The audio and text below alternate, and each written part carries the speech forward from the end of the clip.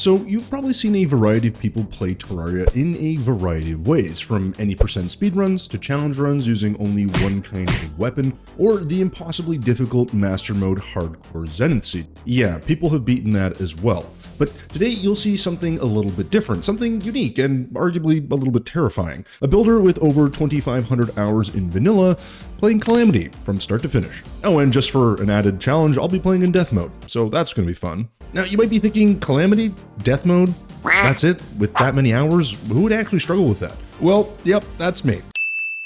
Listen, while my building skills are at least somewhat above average, the skills to play the game leave something to be desired.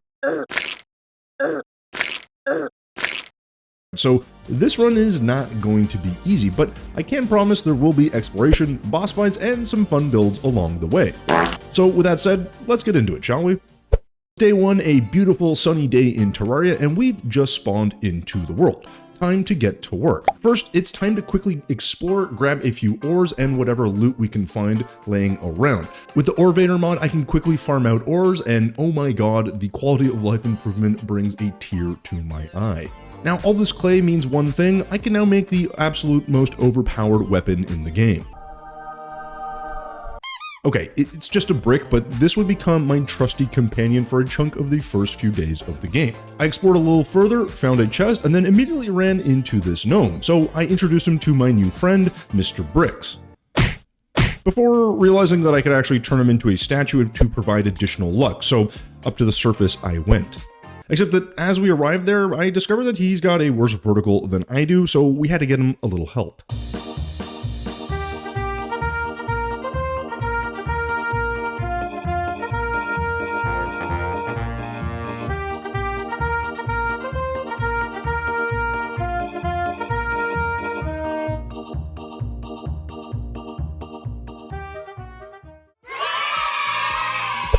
Then I continue my exploration until running into an enemy I didn't recognize, getting hit for 50% of my health, and quickly getting the hell out of dodge. And just like that, you can see it's already nighttime, and as I look at my spawn, I realize I do not have a safe place to survive the night, so it's time to build. And this would be the first masterpiece that I put on this map.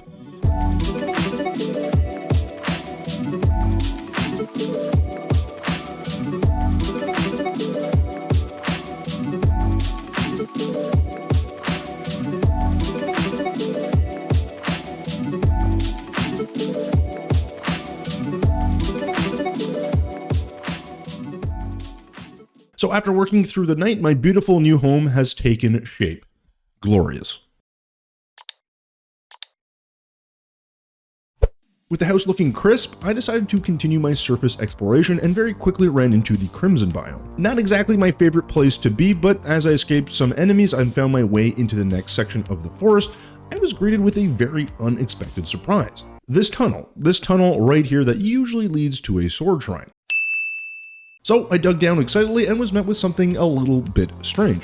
This hidden shrine looks different and has a somewhat mediocre looking equipable, but I'm a broke boy right now, so this is basically gonna be perfect because I have absolutely no items, so I was definitely putting this on.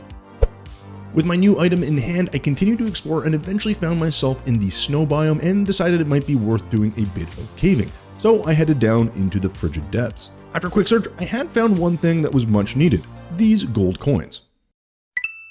Then a short ways away, I found an ice chest with little of interest, and then a nearby golden chest with similar utility. And at this point, I was cold, tired, and my inventory was absolutely full, plus I desperately needed to craft me some armor. So I headed back home, crafted some top tier armor, and then made my way back out into the wilderness. I found my way back to the ice biome and ran into this rather broken down building, which I realized would actually make a really good place for the snow pylon, but more on that later. For now, it was back into those frigid caves to loot a bit more items and materials, including some platinum ore and this rather unique looking marble chest, complete with these wonderfully useful items. Now the real goal here was to actually hunt down some more heart crystals,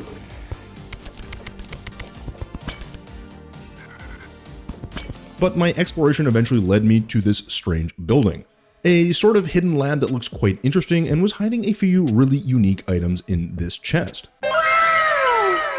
After a bit of research and a bit of Googling, I discovered that these items, or at least some of them, would be a really crucial part of this Calamity journey, so finding these labs was going to be critical to my progression. Trust me, if you've never played Calamity, you're going to want to get these power cell factories up and running early. And speaking of progression, it was finally time for our first boss, King Slime. So after slicing and dicing my way through a number of his minions, the king appeared and was quickly dispatched by my expert swordsmanship.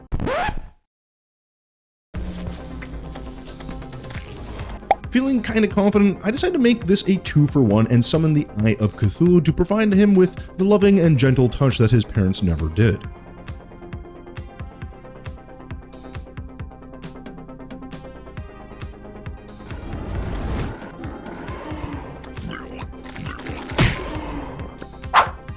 With King Slime and the Eye defeated, there was really only one way that I could think to celebrate this victory, and that was by building.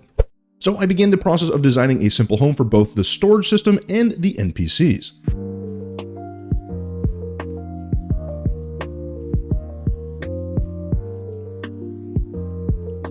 It was all going great until this blood moon decided to interrupt my progress, so I just had to take care of business, farm some monsters, and leave no, and I mean absolutely no, survivors.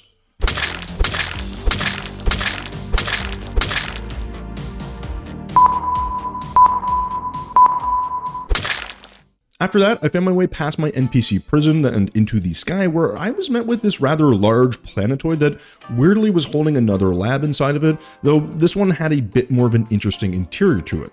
This middle section was apparently chock full of cinderplate, and I kinda had to have it. I don't even know what it's for, I just knew I would want to one day build with it. So naturally, I farmed all of it.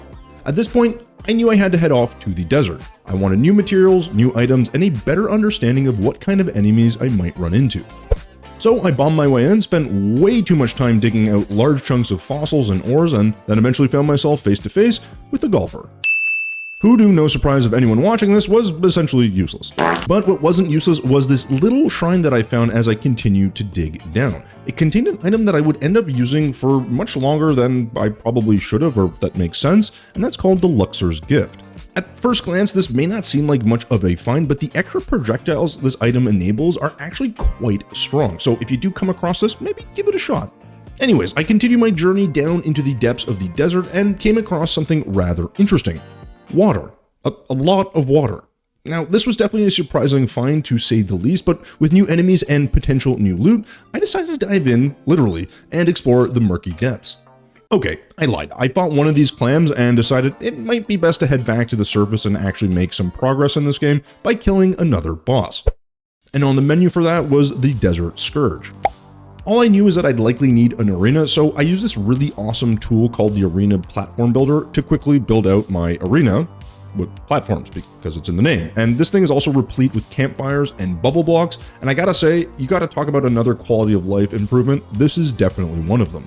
Now with my simple arena build, I just had to use this desert medallion to summon the Desert Scourge and put our Luxor's Gift to the test. Now unsurprisingly, this fight did not start great. I had no idea what I was fighting, and seeing a fast-moving spiky worm come flying at me along with a few minions means I was immediately losing about 20% of my health in the first 2 seconds of this fight. But luckily the arena I made happened to be at a very advantageous height, and that in combination with watching my map for information on the Scourge's location meant I was able to regroup, dodge most of his attacks, and actually start putting down some damage. But I didn't really feel like the damage I was doing was sufficient, so I decided I'd pull out my trusty brick and then go absolutely Super Saiyan on him.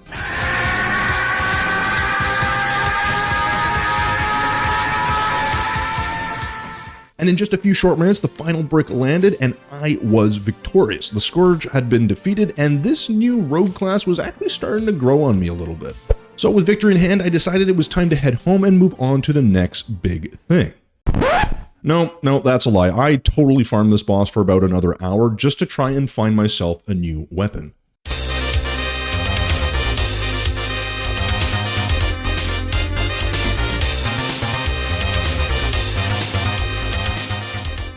And then after many attempts, I finally found it, a new rogue weapon. The Scourge of the Desert was all mine.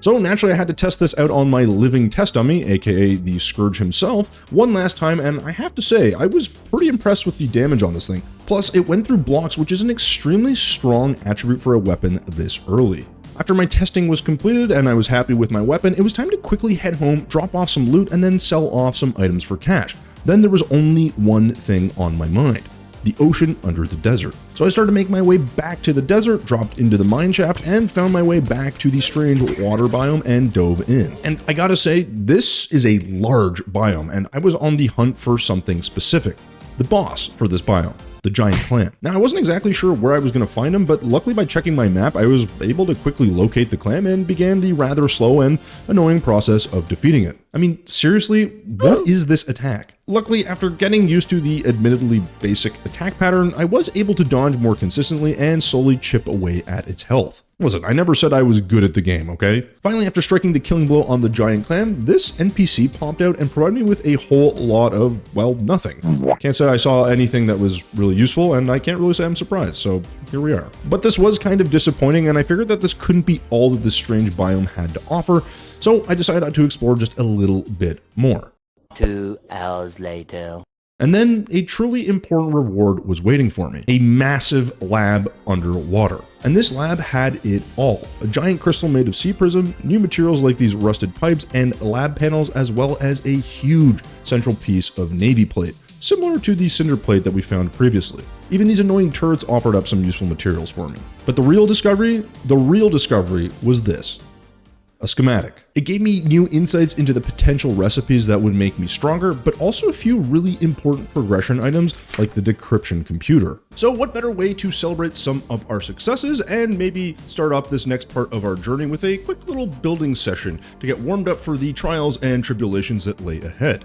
I mean, I did mention I am a builder, right? So let's get to it.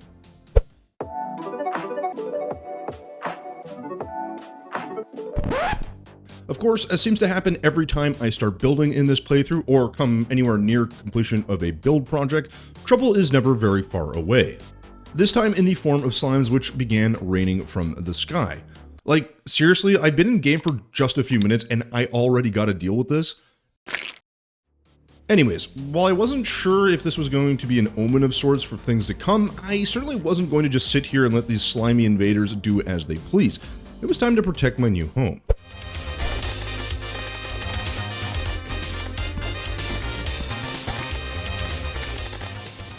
Sweet, we did it. With my defense successful and my build in a relatively more stable place, I decided to quickly pop over to the Crimson, break a few of these Crimson Hearts, and actually realized very quickly that I could head back home and make a really quick upgrade for my rogue class. This was the Victide set. It's not that this set is mind-blowing, it's early game still, guys, but it's a pretty nice little set if you're a rogue, so if you've never had an opportunity to try this or use it, highly recommend you give this one a shot.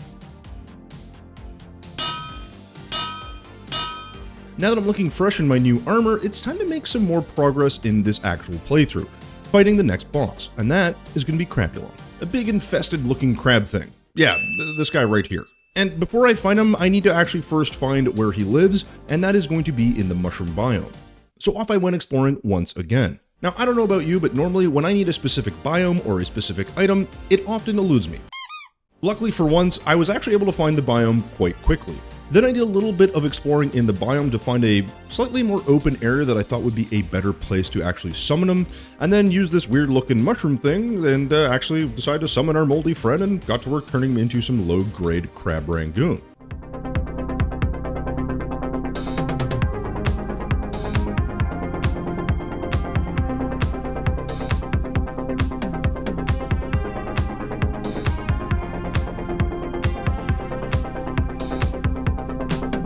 With a few extra hits and the final blow landing, the crab is now defeated. And after defeating him, I decided I'd take my spoils of war back home, only to once again be interrupted by yet another event. This time I was greeted by a goblin invasion. And much like the invasion of King Slime, there is no room for intruders in my kingdom, so I took a firm hold of my Desert Scourge and let it do all the talking.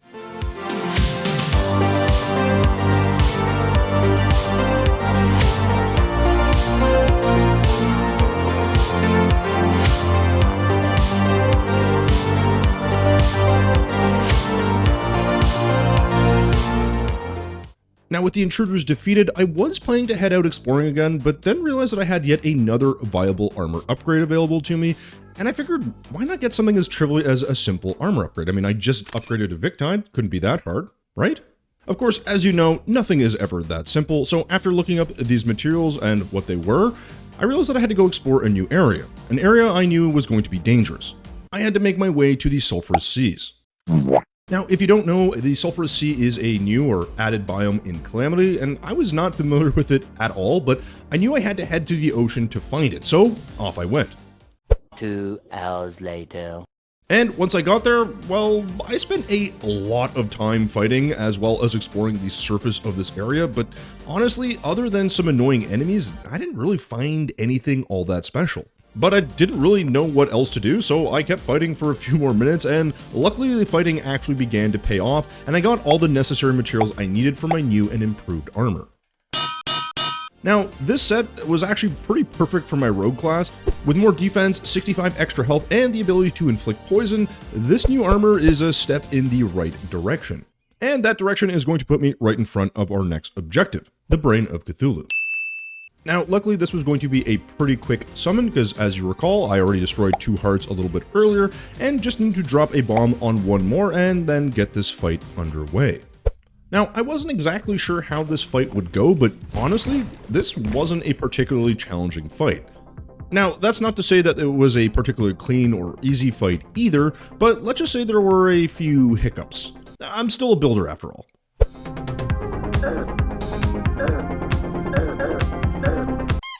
But eventually, I managed to get in a good rhythm.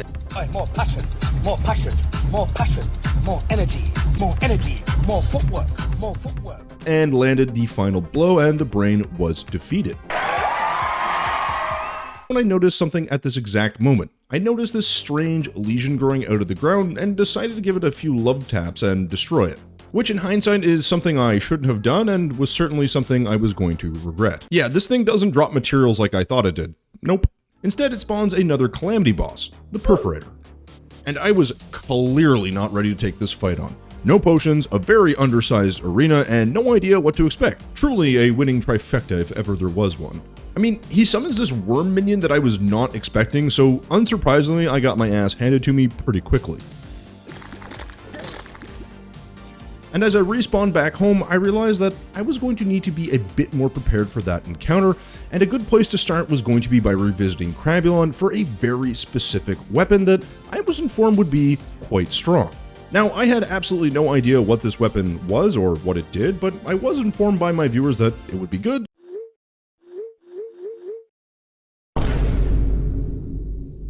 So, I took them at their word and, well, made my way back to the mushroom biome. Once I got there, I spawned in Crabulon and then defeated him once again, grabbed my loot, and to no one's surprise, there was no weapon. So I spawned him in and killed him again, and again, and again, and again, and an innumerable number of times until finally, the Micro-Root was all mine. And I'm not gonna lie, this thing is pretty sick. I mean, look how fast this thing is. With the newfound power of this weapon going directly to my head, it was time to get my revenge on the Perforator. But I got this sneaking suspicion that this weapon alone wasn't actually going to be enough. I needed something extra, something that could potentially guarantee my victory, and something that was really, really simple. I need a bigger arena. And listen, I totally understand that this is a very simple thing to do, but an appropriately sized arena can be the difference between life and death.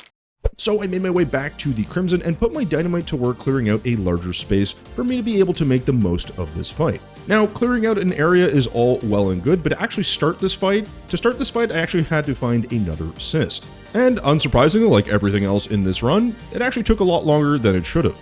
So after a few minutes of searching, I found another cyst, took it out, and introduced the Perforator to my properly sized arena and my new little friend. Now again, I'm not really familiar with this boss, so as the fight got underway and I got used to the boss's mechanics, I noticed that this weapon, which felt great due to the insane speed, had one very obvious trade-off. All that speed meant that I wasn't doing all that much damage. So at this point, I couldn't tell if I was not using the weapon correctly or my viewers had lied to me, both a possibility, but I wasn't too worried because while the weapon didn't perform exactly how I wanted, the real winner here was my overconfidence and this larger arena. Two very powerful tools that would certainly carry me to victory. and for once my overconfidence was rewarded. The final blow landed, and my revenge against the Perforator was complete. And I feel good about this. I mean, taking out a boss that you've never fought is always a pretty nice feeling, but I need to take stock of things and plan out my next moves. Right, well, clearly there's a host of bosses we need to deal with, but more importantly than that, we need some upgrades. These boots right here, they simply are not going to cut it. Now to upgrade these boots, I need to head off to the jungle to hopefully find one of the items I was missing, the Anklet of the Wind. An item that for some reason often eludes me in my playthroughs. Where are they? Killing is making a choice. Where are they? Like, seriously, if it's not the Aglet, it's this thing, and it's super annoying, but I digress. So off to the jungle I went, diving deeper and deeper to try and find some chests which would have this item. Of course, along the way, I had to fight off a variety of enemies before finding my first chest, which, of course, did not contain what I was looking for.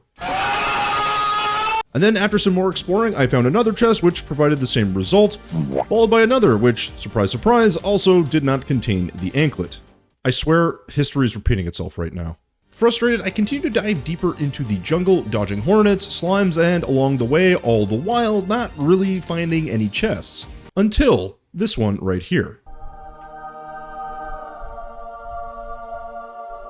And finally, I had what I was looking for. The Anklet was now in my possession. Of course, now I could head home, but I continued to explore a bit further until eventually my inventory was completely clogged, so I decided to make my way back home, cleared out my inventory, and then completed my objective of upgrading my boots. You thought that I would follow through on this basic objective, didn't you? Well, I got news for you, Cupcake. I got the attention span of a goldfish. So I grabbed a trusty anti-gravity potion and headed up to explore the left side of the map. And on my very first Sky Island, I found the Star Fury as well as these ore veins which held this new shiny ore. Turns out it's aerolite ore. Now, I was not sure what this ore was actually for, but I figured it had to be of some use, right? Plus it's shiny, so of course I had to grab it. Now, of course, if you're like me and you find a new ore in Terraria, your curiosity is going to get the best of you, and that's exactly what happened to me, so I headed back to craft some aerolite bars, which turned out to be a necessary component for something very useful. Something that would change the landscape of this journey forever. Okay, maybe that's a bit dramatic, but these aerolite bars did make a set of pre-Hardmode wings, the Skyline wings. And if you know anything about Terraria, flight is really, really useful. But of course, as you know, nothing is ever easy around here, and I was missing the requisite number of harpy feathers. So once again, I drank another anti-grav potion, found my way up into space, and began mowing down harpies faster than a new NFT project crashes, all to collect the necessary feathers.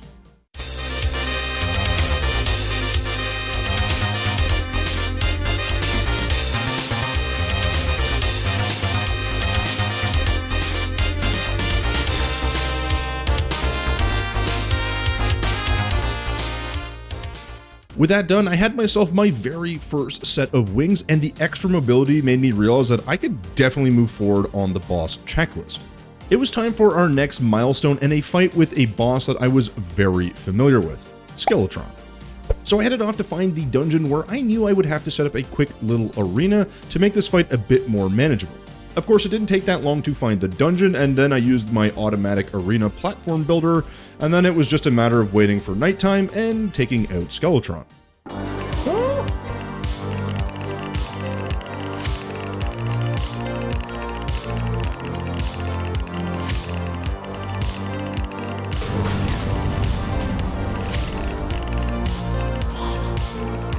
And after an extended fight, a lot of dodging, and overall persistence, the final attacks landed and Skeletron was defeated. Oh, baby. This meant there was only one thing to do: hop into the dungeon and do a bit of exploring. I mean, obviously, what else are you gonna do? So down into the dungeon I went, clearing out traps and enemies along the way. I didn't really have a specific goal in mind other than discovering the layout of the dungeon and farming for gold and hopefully a few new weapons and items. But just as my inventory was once again overflowing, my aimless exploration was met with something, or well, someone, useful: the mechanic. So this was as good a time as any to head back home, and I quickly realized I needed to expand my crappy NPC prison just slightly to accommodate my growing population of NPCs. And don't worry, this is temporary, there were more proper builds to come. Like now, right now, it's time to upgrade the very first home that we made because, let's be honest, it is in desperate need of a bit of love. So let's upgrade this thing, shall we?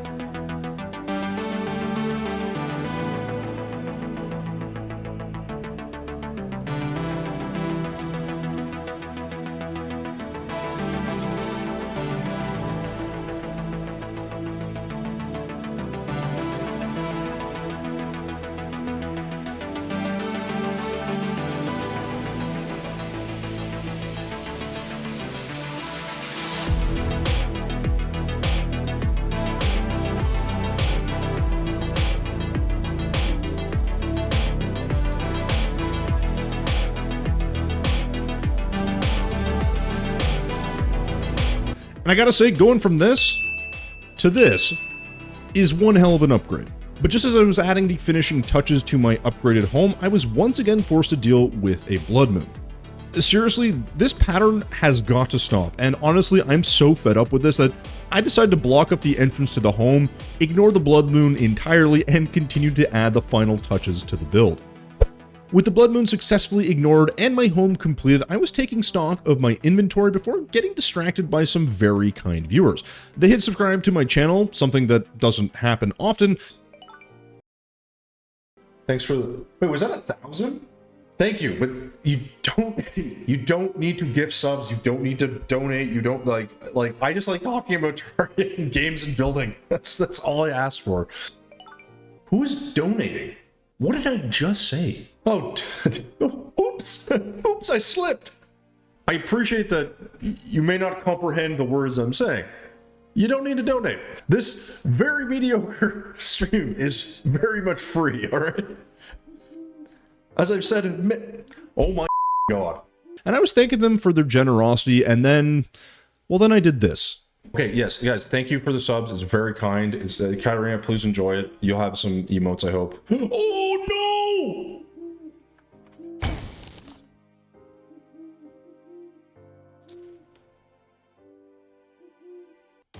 Needless to say, this is why we're not allowed to have nice things around here. But luckily with the magic of editing, my pyrotechnical error has been fixed, and I think it's probably best for me to get out of here before I do anything else explosively stupid. So now I needed to think, what is next? And there's ever only one answer to this question, and that's progression. And in this journey, progression means bosses. And up next was the Slime God. Now, like most other Calamity bosses, I'm not quite sure what to expect here, but let's be honest, a slime is a slime, god or otherwise. And I'm pretty sure I'm going to be able to handle myself against some slimes.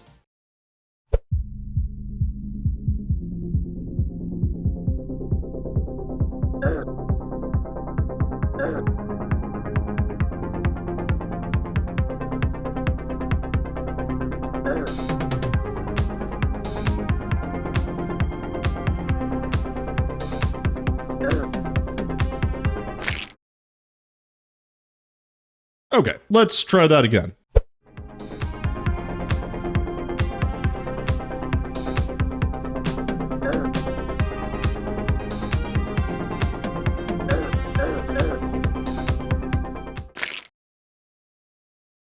Clearly, I need an excuse for my shortcomings here, and I definitely have one. There was something that felt off about that fight, and then it dawned on me. Remember when I made those wings? What was my original goal again? That's right. My boots. Boring. I had totally forgotten to actually upgrade them. So with my scapegoat identified, I grabbed all the necessary components and crafted me some new boots. I also grabbed this new weapon, the Toothball, which I thought might help me output some more damage, and then I headed back to face the Slime God once again, hoping that the third time would be the charm. It wasn't. At this point, the last thing I could think to do was add another layer to my arena and just try again. Now, if you remember from my last video, I kind of mentioned that arena sizing sometimes is going to be pretty helpful, and I was hoping that this would be the case this time. So let's give this another shot.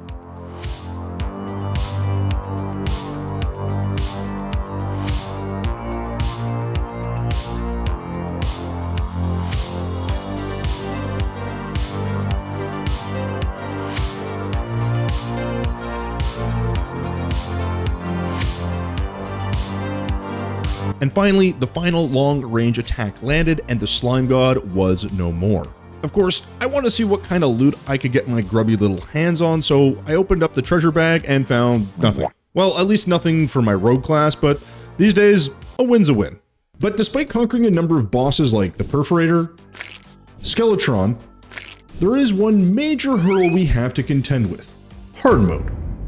Yeah, it's finally time to get into the meat of this mod, and to do that, we have to go right to hell. And to get there, well, we've got to dig. Or at least that's what you'd normally have to do. Instead, I have a one-way express pass to the fiery pits of hell by using this, the Auto Elevator. And full transparency, this thing is amazing. It's nice, it's wide, perfectly lit up, and gets you where you need to go. Now, since we're on the topic of automatic tools, the perfect partner for the Auto Elevator is our Automatic Arena Platform Builder. I know it's a mouthful, but it's really quite awesome. So I slapped down a few of these and started getting ready to accidentally summon the Wall of Flesh. Wait, what? Thanks, bro. Unsurprisingly, this fight did not go great. And I took out maybe 25% of his health, but undeterred, I deserve that. I went back down, added some additional platforms, and cleared out a ton of additional space. And I mean a ton of space. Like, this took me a few hours to get to a place where I felt confident that I could actually take out the Wall of Flesh. But the arena wasn't the only thing that I need to boost my confidence. I need an upgrade. It was time to move off of my Sulphurous Armor upgrade to the Statagel Armor. Now, this rogue set had a few advantages like additional mobility with extra move speed and an extra jump, but importantly, it had more survivability with 7 extra armor, 90 extra health, and the very interesting increased invincibility frame times. Perfect for a boss that does high damage. Or really any boss for that matter. But I need to test this thing out, and what better place to do so than with a slightly easier boss, like say, you know, the Queen Bee for instance. So off to the jungle I went, where I quickly found a hive with a larva, made this absolutely terrible arena. Can this even be called an arena at this point? Well, whatever. I then quickly dispatched the Queen Bee for the first time, and needless to say, the new armor felt pretty darn good. And I thought this armor would be complemented quite nicely by these gel darts, which I hope will give me an additional boost in damage to make this fight on the Wall of Flesh just a little bit easier. Anyways, with all that done, it was time to head back down into the boiling pits of hell and take on the only thing standing between me and Hardmode.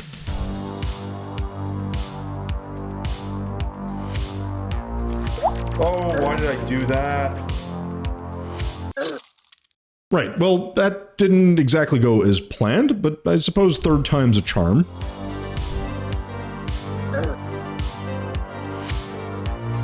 Son of a... Okay, deep breaths, you got this. So I went down once again and knew that while I had been failing, I had actually been doing better each time I fought. It was going to be a close fight for sure, but I could see the light at the end of the tunnel. So I tried for a 4th time.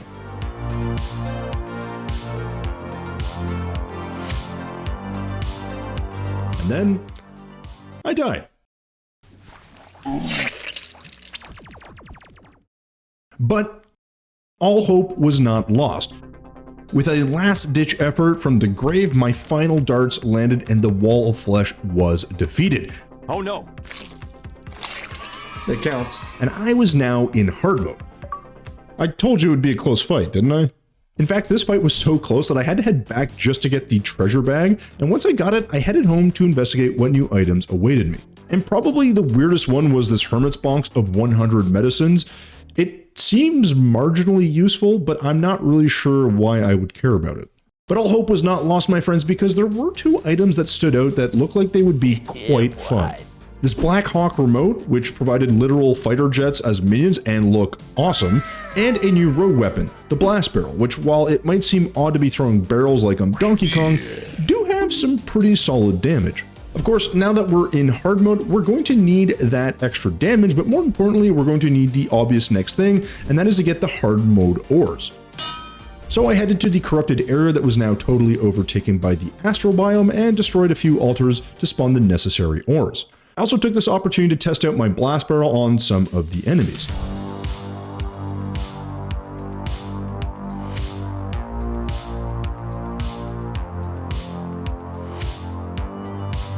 After testing out my weapon, I decided to actually do what I came here for, which was to grab a little bit of those hard mode ores, which was just some cobalt. But before I could collect a mountain of this stuff, I ran into the wizard NPC, said hi, and headed back into my elevator to continue to collect all the wonderful ores that I needed. Now it's at this point that I realized something a little bit odd that you might have missed. There weren't any tier 2 or tier 3 ores spawning, so there wasn't any mithril or orichalcum, nor was there any adamantite or titanium. But more on that later. Ignoring this glitch in the matrix, I eventually realized that my inventory was overflowing with all the crap I'd found, so I headed home to drop off my loot and take a little breather. By which I mean there was, once again, a blood moon.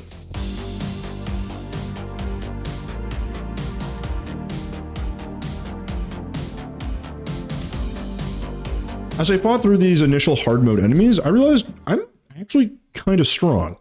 Is it possible to learn this power? And these enemies are dying quicker than I would have expected, which naturally made me confident that I could do the most important thing in any Terraria playthrough: make progress. So I didn't even really bother finishing up this blood moon, and I immediately proceeded to summon the first mechanical boss, the twins. Now, I've fought this boss so many times that even with an unfamiliar class like the rogue class, this should be a bit of a cakewalk.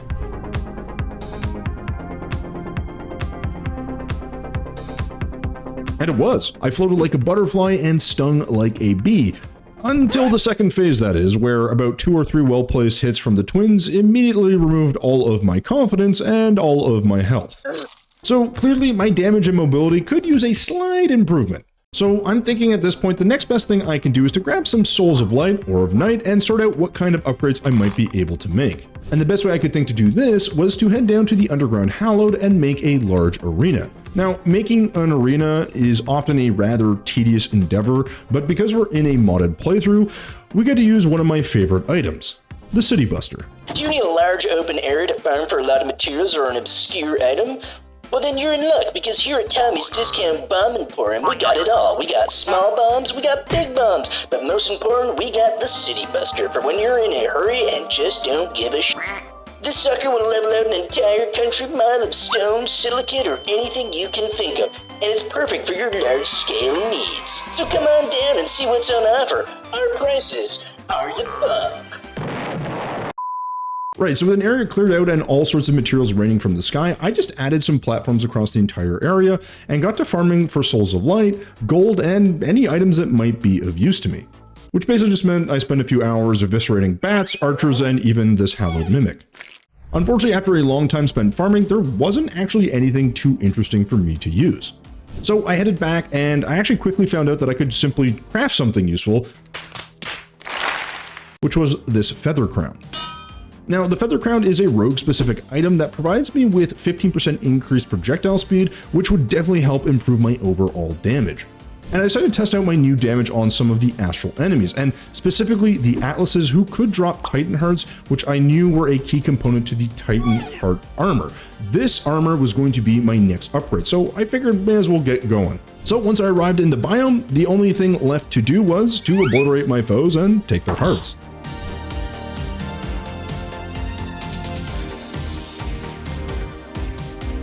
After dispatching enough of these Atlases, I had the required number of Titan Hearts and headed back to craft my new armor. Now with my newfound power in hand, I inexplicably decided to go on and take a boss that I absolutely hate fighting, Queen Slime. I'm not quite sure what inspired me to go fight this boss, particularly given how often I seem to struggle against her, but you will be pleasantly surprised that I got down there and showed her who the real boss is. Okay, no problem, we're just warming up. Let's get back in there and try that again. Right, well, that pretty much went like every other time I fight her. Poorly. But despite my shortcomings, I do have a plan, and that is to find myself another weapon, and I landed on this, the Blazing Star. Basically a very fast boomerang with good range and relatively good damage. So then I went to fight Queensline once again and aimed to exact my revenge.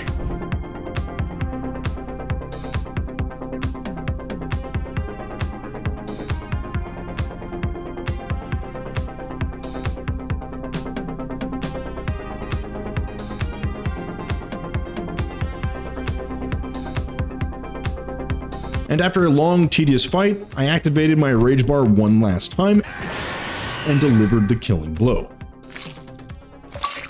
My revenge was complete. Admittedly, this whole fight was really just to tick the boss checklist off. The items at this point aren't really that good and pretty underwhelming for someone playing the rogue class.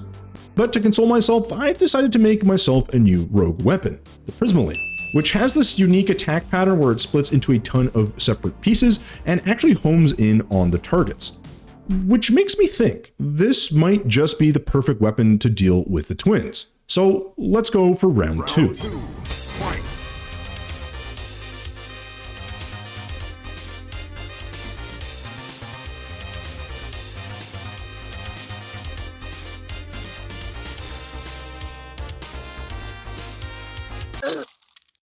Right, let's try that again.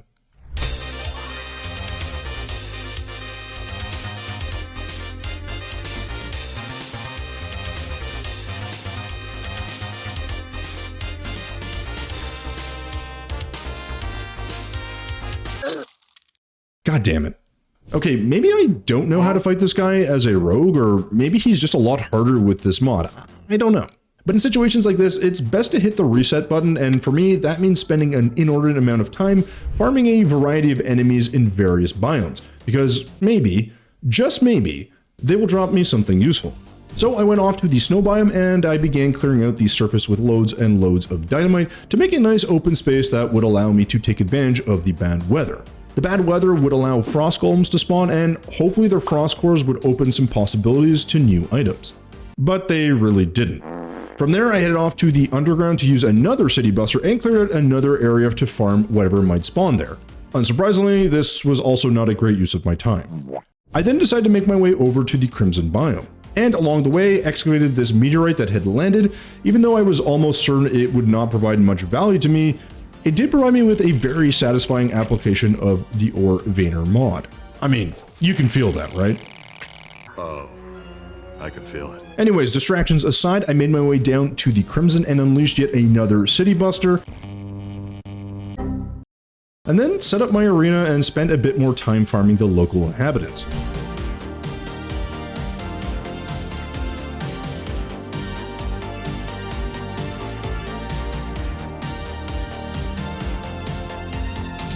Unfortunately, after spending a while doing this, I didn't really find anything of use. At this point, you're probably wondering why I'm not progressing further into the game, and to that I say, welcome to Terraria. Sometimes you get lost in building, sometimes you get hard stuck trying to beat a boss, or sometimes you mindlessly farm things. Clearly, I am doing the latter, and this trend continued as I went to the sunken sea under the desert and decided to use yet another city buster to open up a massive area. And I'm not gonna lie, watching the city buster is so satisfying, especially when it clears out a large area of water, which slows my movement. So with that down, I set up some platforms and apparently started the fight against the giant clam, which was a heck of a lot easier while outside of the water. Don't let my minuscule amount of HP make you think otherwise. And then after defeating the giant clam, from there it was really just about taking the time to farm a variety of fauna and flora in this area. Until I got bored and realized I desperately need to make some real progress, and once again, that meant fighting a boss. For some reason, I decided that the twins were probably not the best option for me at the moment. Has maybe something to do with dying to him multiple times, but basically I thought of trying out a different boss, one I had yet to actually ever fight. So this time, I'll be facing off against Cryogen. To do that, first I need to make his summoning item, the Cryo Key. Now, Cryogen can only be spawned in the snow biome, which, given his name, probably isn't all that surprising, but one thing that is going to be really important when facing an enemy that almost certainly is going to have cold, chilled, or frozen attacks is going to be a warmth potion. Of course, I had never actually bothered to use one of these, so full credit to my viewers for yelling at me to actually go ahead and get this. With a warmth potion in hand, no idea what I was getting into, and pretty low expectations, I headed off to the snow biome to try my hand at Cryogen for the very first time.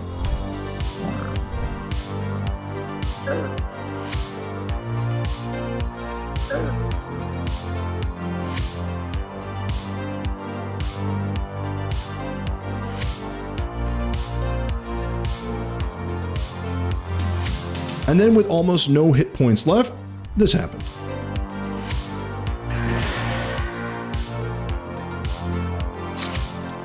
Ladies and gentlemen, we got him. Needless to say, I was pleasantly surprised that I could beat this rather tedious boss on my first attempt.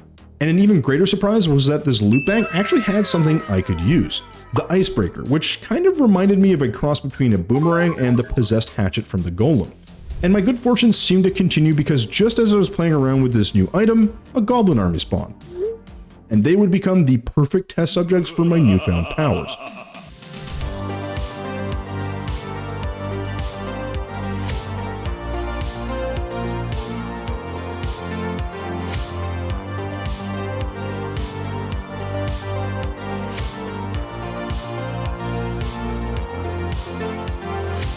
Needless to say that this weapon is doing some good work, but after defeating the goblins, I was going through some potential recipes and came across this rather interesting item, the Kelvin Catalyst. Yet another potential upgrade, but the requirements were all items from one particular place, from defeating Cryogen. Bruh. My purpose was clear, my mind ready, my body supple. I was going boss hunting. My second encounter with Cryogen went pretty much as expected. I defeated him without much problem. And so I summoned Cryogen again, except this time he got the best of me and I suddenly realized, you know what? This Kelvin Catalyst thing, it can wait. It's not that I don't want the item, but when I think of boss fights, this one's a little tedious and if I'm honest, I'm still really annoyed that I couldn't beat those stupid twins. So stubbornly, I decided I needed to take another crack at them. And this time things were going pretty well for the most part. I managed to get one of the eyes down and only had around 2,000 more damage to do before, you guessed it, I died. So I tried again, and then died. And again, where I died. At this point, it was time to put up or shut up. This is embarrassing and this boss has got to go down. I've got way too many hours in this game to keep losing, so it's time to lock in.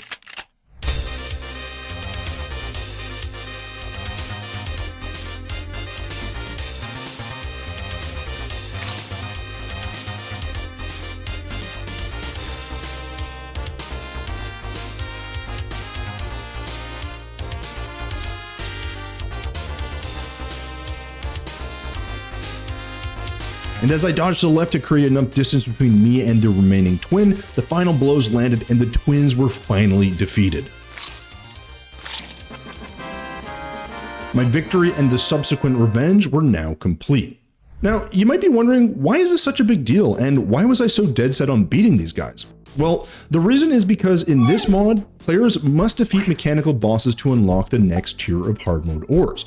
Meaning the reason no mithril, orichalcum, or titanium or adamantite was spawning previously was due to not having beat any mechanical bosses. So until we cleared the hurdle of beating at least one mechanical boss, we would never see these ores. This also meant that to be able to unlock titanium or adamantite, I'd need to defeat another mechanical boss. But for now, while I was awash in the glow of victory, I decided to head down and farm the next tier of ores.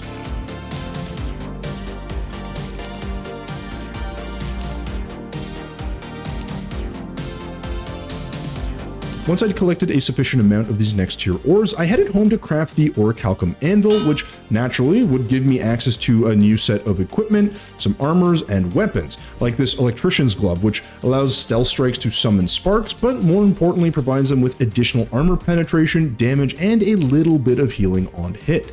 So yeah, we got a lot done, and I never really had much of a breather to actually celebrate my many achievements, meaning we're going to be focusing on something I'm actually good at. Building. And this build wasn't just going to be a shoebox, this was going to be bigger, better, and more intricate than the other builds I'd done so far. In part because I had more materials and wanted something a little more interesting to look at, and in much larger part because I really needed more room for my NPCs. Now, I wasn't really sure how to get started, and if you've ever done building in Terraria, that's probably something you've experienced as well, but sometimes it's just good to just, well, start. So I went with this overly fancy pillar, which used these slabs, some wood fences, and some stone platforms.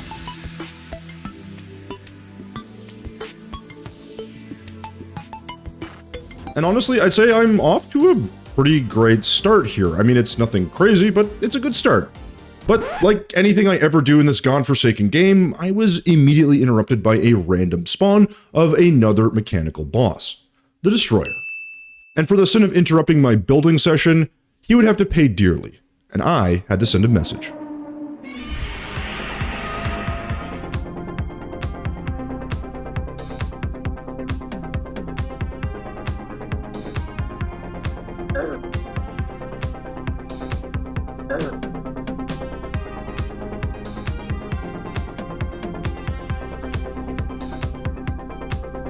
With a final desperate nosedive, the Destroyer charged in and met face to face with my favorite explosive barrel. And just like that, Destroyer and the unwanted interruption were simultaneously over. Now, weirdly, without even realizing it, we've actually made some pretty important progress. As you might remember from the previous episode, which if you haven't checked it out, I highly recommend you do so, beating mechanical bosses in Calamity will unlock your hard mode ores. So while last episode we actually beat the twins and unlocked the first tier of those ores, defeating the Destroyer meant that we'd actually access the second tier. So things like Orichalcum and Mithril were now actually available for my use. And I'm sure most normal people would be really excited about this. They'd grab their Splunker potion and maybe a mining potion and get down there and actually go to town mining a bunch of new ores. But I didn't have time to worry about that or bask in the glory of this victory. Hell, I couldn't even bother to open the loot bag. I had building to do. Now, like I was saying before I was rudely interrupted by our mechanical friend, this build was going to be a much larger version of what I had previously made because, quite frankly, I just needed the housing capacity for my NPCs, and it's just nice to have something pretty to look at. Now that said, I wanted to keep the same style in mind, and the design meant that I was going to be using some of those same materials, things like some stone slabs and gray bricks for the foundations of the build, as well as some of the walls as well.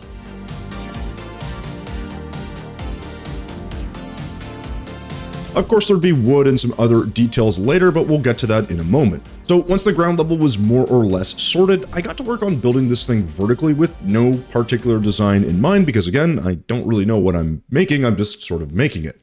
But I was making sure to keep the same materials and palette in mind to really just make this whole thing feel nice and cohesive.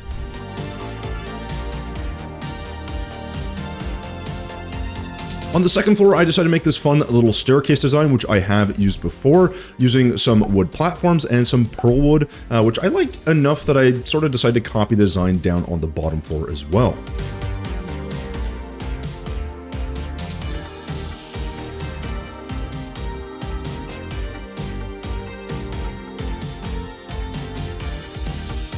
Of course, I could just leave things somewhat simple here, but I thought this middle section on the upper floors was a perfect place for a spiral staircase, so I just used some mahogany fence and a few stone platforms and a couple of gray brick walls to get the desired effect.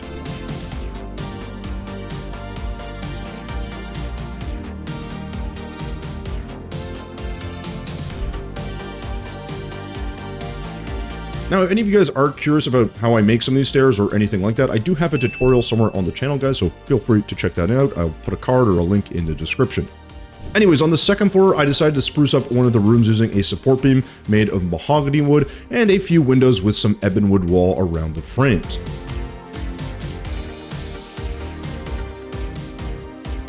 Then I added this rather crazy looking purple rain wallpaper, which I did paint gray, and then did essentially the same design in the other rooms to keep things tied together.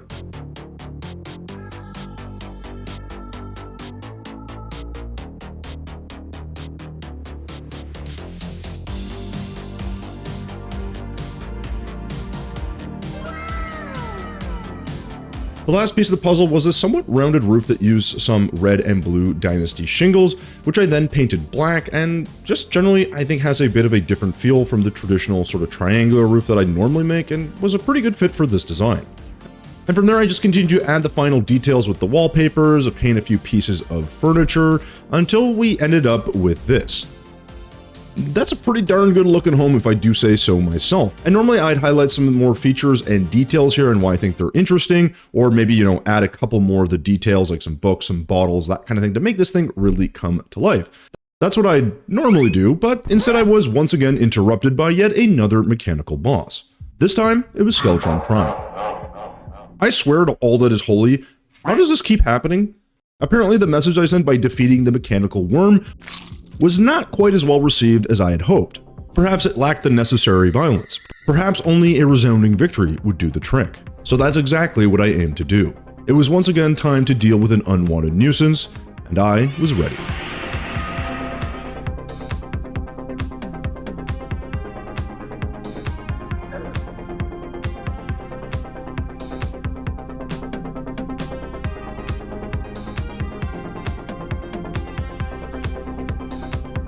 After a total dominating fight, the last few strikes from my icebreaker landed and I had achieved a complete and flawless victory. Skeletron Prime was defeated, and this marked the end of the interruption and the beginning of a new chapter. I had finally conquered all 3 mechanical bosses. Now, most of you know this is usually a pretty big deal because it gets you on to the next stage of the game. So normally at this stage, most of you would probably be excited to move on to the jungle and start gathering new resources like chlorophyte and preparing for Plantera. But this, sir, is no normal playthrough. This is a playthrough where a builder is going through Calamity, so I had business to attend to, meaning I finally had to finish up this damn build.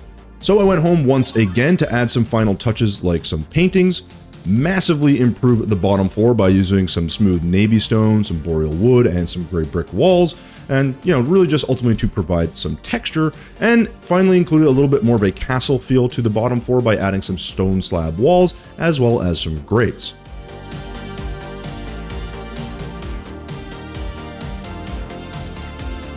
Now that this thing is really starting to come together, I went up to upgrade the outdoor area by adding some custom hanging lanterns and a little nice seating area, which I think looks kind of cute.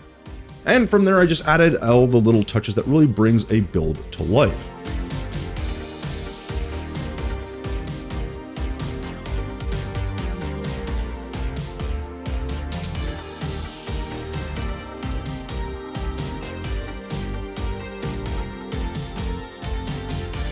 And with that, the build that I had started so long ago, the build that had been interrupted by not one, but 2 different mechanical bosses, had once and for all been completed. There's a lot of little details here that I like. I think the design is interesting, and I do think adding this to a world like this, while not necessary, really kind of makes us feel a little bit more cohesive and immersive, and it's a reason I really think people should do a little bit more attempts at building through their playthroughs, because it just makes everything feel like it comes to life. But hey, that's just my opinion. Now, I know with a build like this, it seems like it just got put together in 5 minutes, but this was truly a labor of love with a lot of interruptions in between, and while I did spend a lot of time focusing on getting this design completed, I did actually make some important progress. The house itself did mean that we had obviously more room for those NPCs, but defeating the 2 final mechanical bosses meant that I knew exactly what my next steps were going to be. Upgrades. Which, if you take a closer look at my gear and weapons, you'd probably agree. It's not to say that anything is specifically bad, but this is Calamity, and surely there must be something that we can do to pump up our stats. Those are rookie numbers in this racket. And that's actually kind of where things dawned on me. There was a weapon I meant to hunt down previously, an icy cold weapon with some pretty ridiculous damage. And while I did initially kind of give up on hunting down the needed components for this weapon, this time would be different. This time I would stubbornly farm Cryogen until I had my prize in hand. So I grabbed my cryo key and headed off to the snow biome to begin the arduous process of completing my quest.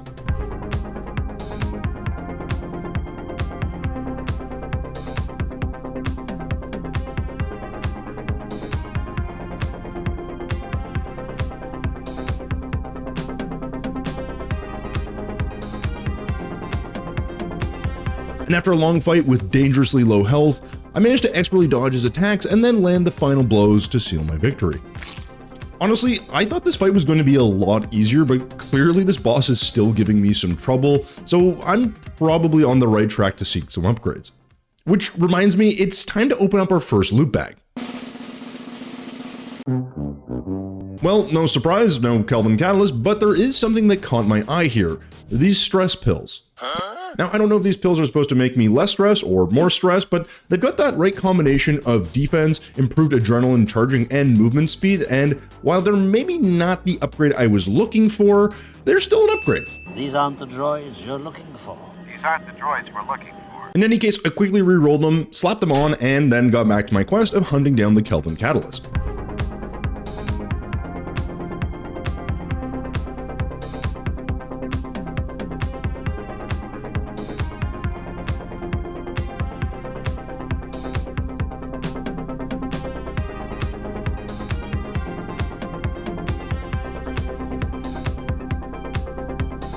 Now, clearly, this fight went a lot more smoothly, and I was definitely a bit more warmed up for this encounter than the first one, and honestly, with my victory in hand, I felt pretty confident.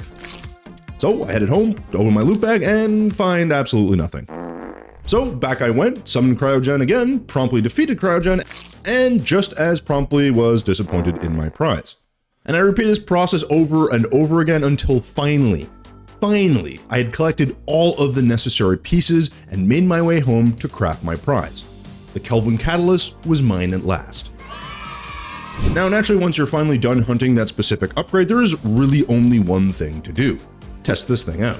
And as luck would have it, a solar eclipse decided to take place, and I knew that I would wield my newfound powers very irresponsibly.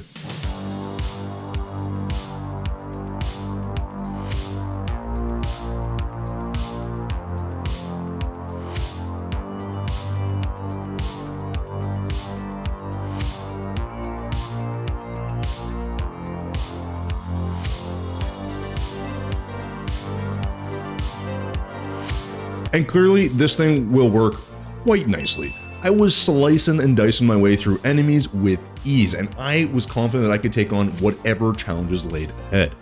But honestly, I'm not a fan of dealing with events when I don't want to or when I don't have to.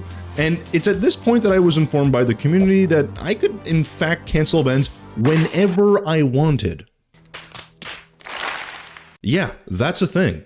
So I went home, talked to Fergus, this guy right here, and saw this cancel event option.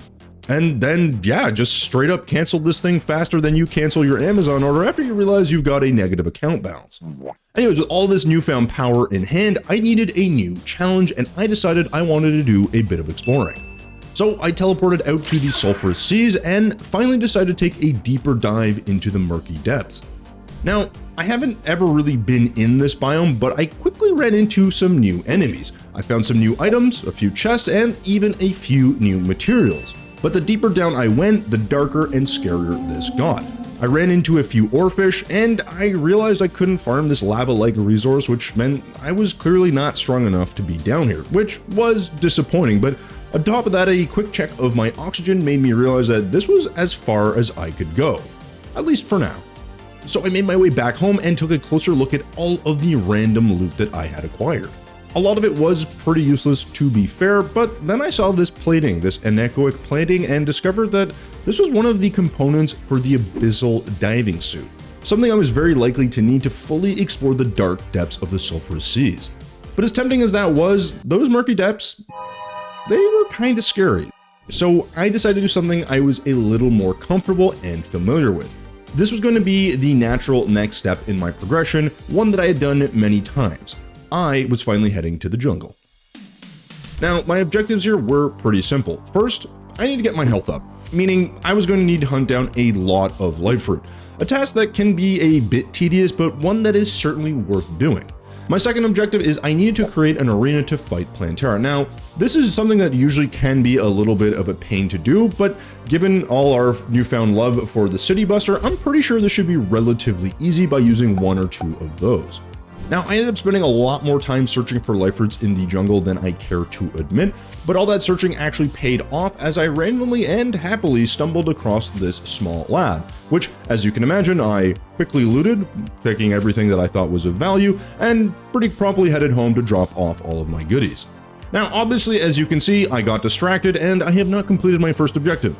I've only gotten 8 life roots so far, and I need a heck of a lot more. So back to the jungle I go to continue my search, and it's at this point that the community once again informs me about yet another item that I'm going to need.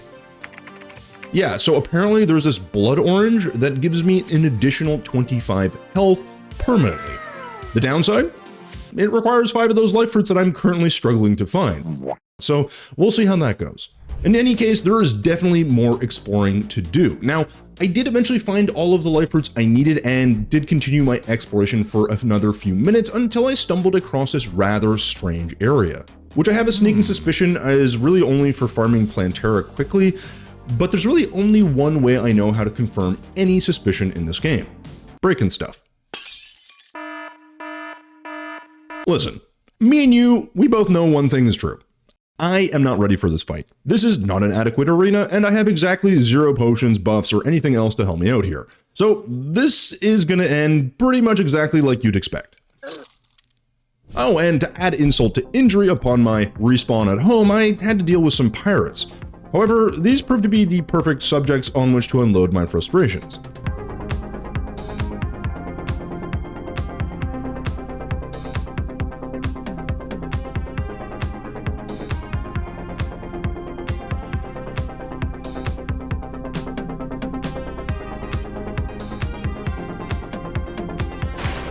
With the pirates destroyed, I needed to head back to the jungle. Yes, I had completed my first objective of collecting the life fruit, but now I knew I could make that blood orange. I had this secondary objective to do. I needed to just grab some more life fruits and make this bloody blood orange. So I just need a few more of these life fruits, and luckily it only took me a few minutes of searching to find what I needed. And then finally, after so much hunting for life fruit, I was finally able to make the blood orange, consume it, and gain the extra 25 health. It also has a cool little bonus of turning your health bar an appropriately deep orange color, so that's kind of nice too. Now from here, you might be thinking I will confidently head into the jungle to set up a proper arena and exact my revenge on Plantera. Well, you'd be wrong. As with most things I do in this game and in life, I get easily distracted and instead decided to consult my boss checklist and pick the Aquatic Scourge as my next opponent. Now, there's no real reason for this. It was almost at random. I just felt like I needed to fight some boss of some kind. So I crafted the delicious piece of seafood, headed out to the sulfurous seas, and took on an opponent I knew absolutely nothing about.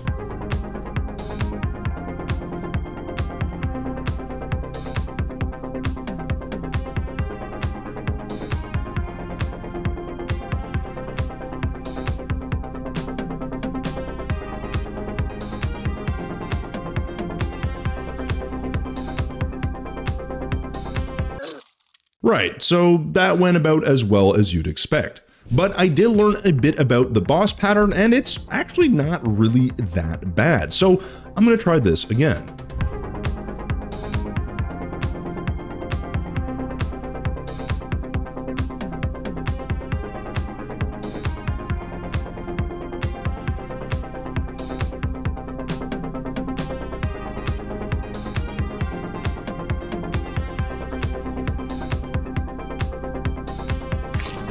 And just like that, the Aquatic Scourge is no more. Honestly, I'm really glad that I grabbed those life fruits and blood orange. They definitely came in handy here. Now that the aquatic themed boss is done, I can't think of anything better to do than dive back into the sulfurous seas, and really only to continue my previous exploration. Especially since the Scourge dropped this nice aquatic emblem, which provides some crazy defensive stats while underwater, as well as just generally help with exploration with better breathing and additional light for the abyss. So I slapped on my diamond gear and made my way into the briny depths. The exploration part actually went pretty decently, and I slowly kept making my way further and further down. Until that is, I ran into this colossal squid. That was scary, and he hit me once for about 30 to 40% of my health, and I decided to get the hell out of there. Nope. But I guess at least I did manage to upgrade my boots from Terraspark to these Angel Treads, so there was that, I guess. Anyways, boot upgrades aside, I knew I need to head back to my original objective, specifically Objective 2 in the jungle, setting up an arena to take on Plantera. Luckily, as we know, this is no longer a tedious task. With the use of the City Buster, I can make a huge arena in no time at all, so that's exactly what I did. God, I love this thing. From there, I just slapped down some platforms and searched for a Plantera bulb, and got started on defeating Plantera. Except that I died. Now you might be wondering yourself, why did you die? Why did you die? Well, this was not due to a lack of skill, despite what you may think. No, this was due to somebody in my community forcing me to use a weapon of their choice. And if you look closely, you'll notice that they made me use the copper short sword. This was not my fault, okay? And honestly, the worst part of all this was the fact that I simply had to go and find another bulb, which took a longer time than I care to admit. But eventually I did find it and restarted the fight once again, this time with my actual weapon in hand.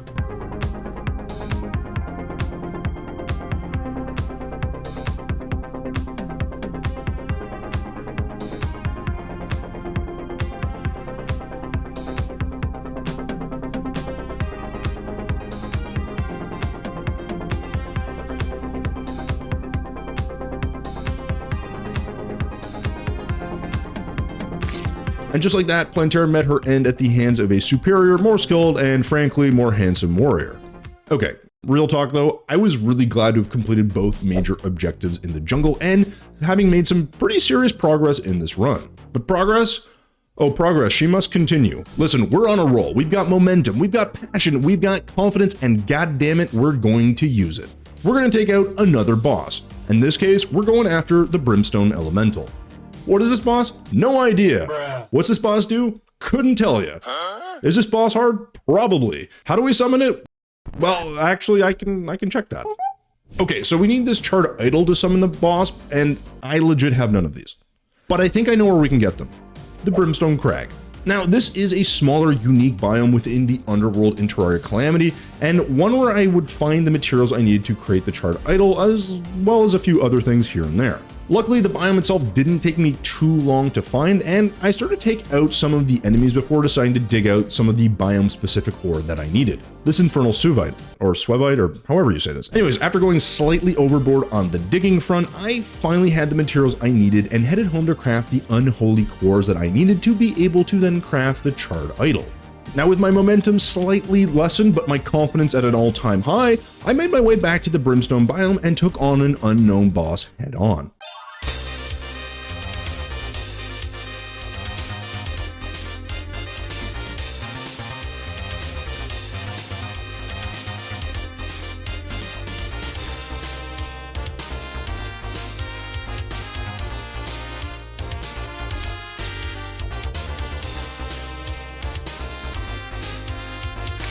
And what can I say? Confidence is a hell of a drug. Yes, clearly I also died during the fight, but similar to how I defeated the Wall of Flesh, Oh no. a last second strike from beyond the grave still counts, and ultimately it secured my victory. Of course, I did have to walk all the way back to grab my spoils of victory, and once I took a closer look, I realized there generally really wasn't much in there that was of use to me. But I still did have a few things that were going for me, a lot of confidence and a lot of momentum. Sure, that fight was close, but I am crushing it right now. We've defeated Plantera, the Aquatic Scourge, and now the Brimstone Elemental, and all I can think at this point is, let's keep this train going. All I needed to do from here was decide on my next opponent, and that was going to be the Calamitas clone. Of course, like almost every boss, I need to first make the summoning item, in this case, the Eye of Desolation. But luckily this time, unlike with the charred idol, I actually had all the needed components. So I quickly crafted the item, headed over to my arena, and gave this boss a shot.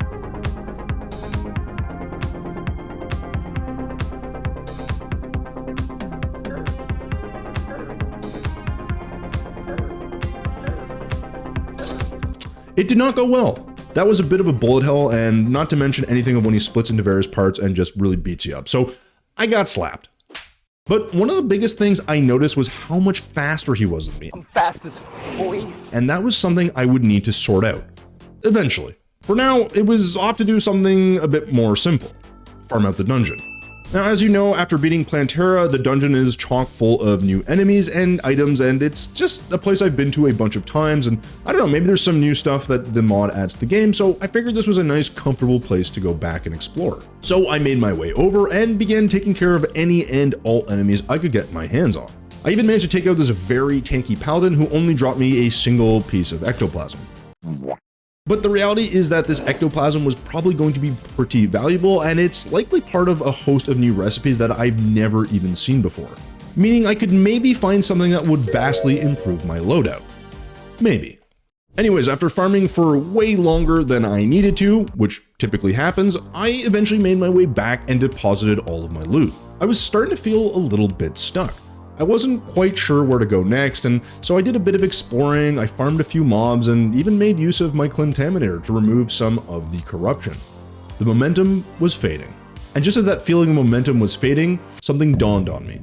With Plantera defeated, the dungeon wasn't the only thing that might have stronger enemies and better loot. The solar eclipse was now in a similar position.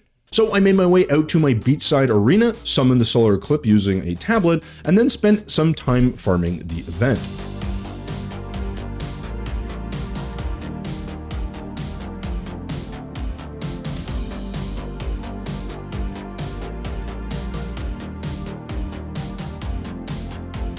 And it wasn't long until I found some new items. This solar veil was definitely new and was clearly a material for something, so I farmed until I had almost 90 of these solar veils in my possession.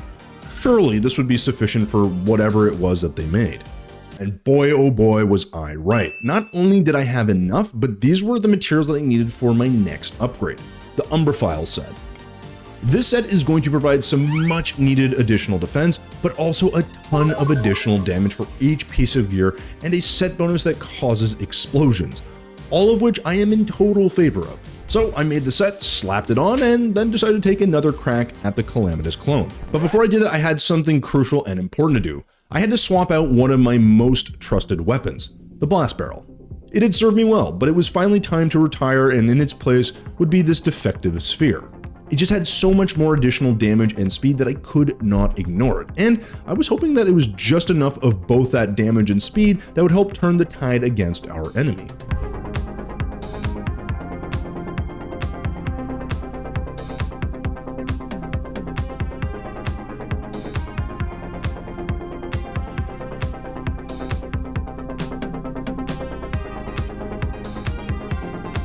And this was a tough fight.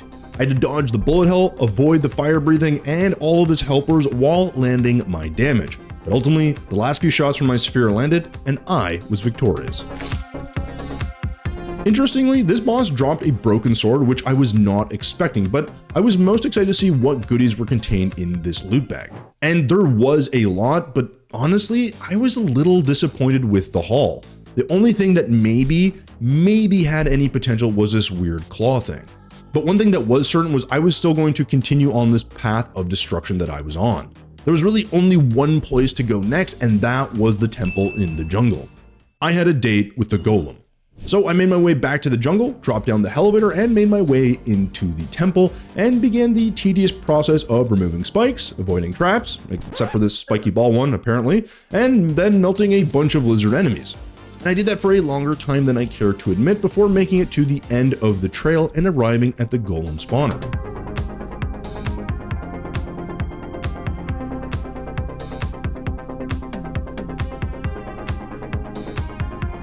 And oh my god, this is so much more annoying than what I'm used to. A ton of projectiles, big balls of fire, and generally increased movement speed does not make for a fun time. But honestly, it's okay. I fought this guy before. We've got this. No problem. Okay, maybe slight problem. Truly, this fight is a lot more annoying than I expected, but I did get him down to under 600 health points, so I can definitely take this guy out. I just need to be a little more skillful. So we're gonna do this again.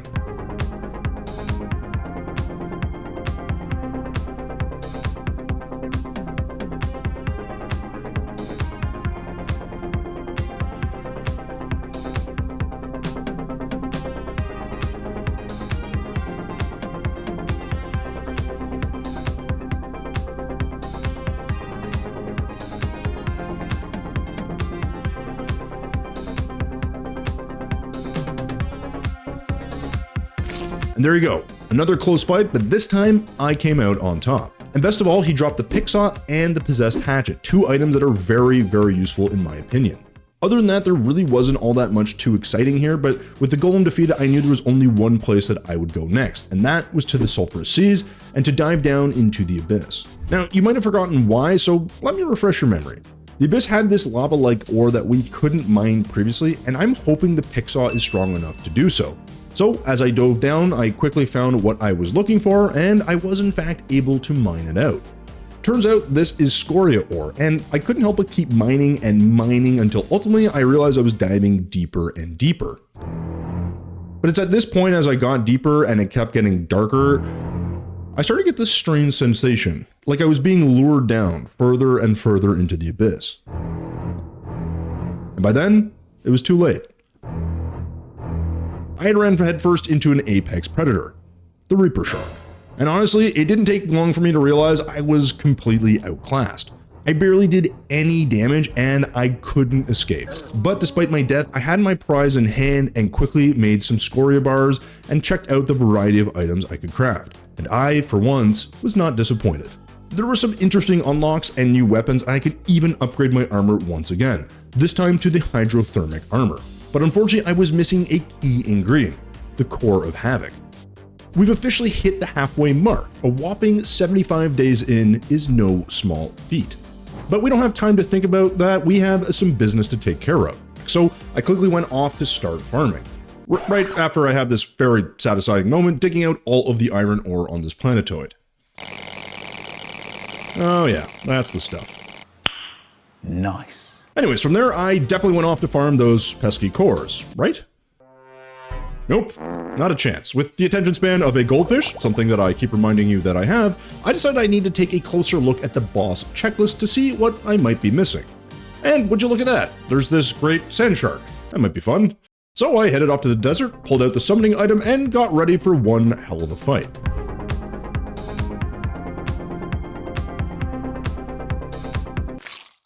Oh, well, that's a first. That was really easy and a very welcome surprise. I really hope that the rest of the bosses are this easy. Anyways, I'm not gonna worry about that too much. It's probably no surprise that such an easy boss has absolutely caca for items, but I'll take the victory and another boss checked off my list. And speaking of checking bosses off the list, I decided to go to the next boss on said list, and that was gonna be Anahita and the Leviathan. Okay, first off, that sounds like two bosses, not one, so that's not my favorite. And second, any boss with Leviathan in it does not exactly instill a sense of confidence. Now, scary name aside, another interesting thing I noticed is that there isn't a summoning item associated with this particular boss. But if you look a bit more closely, it's clearly telling me to head off to the ocean. So that's exactly where I went. But upon my arrival, I noticed my ocean wasn't looking all too healthy, so I grabbed my Clintameter and give this a quick scrubbing. Yeah, that's a bit better. And so with my ocean now looking like a proper ocean, it was just a matter of finding the boss. Now, I'm not exactly sure if it spawns here or if I have to be in the ocean at a certain time of day or during a certain moon cycle or some other nonsense, but after a fair amount of time, this spear-wielding mermaid showed up and the fight was on.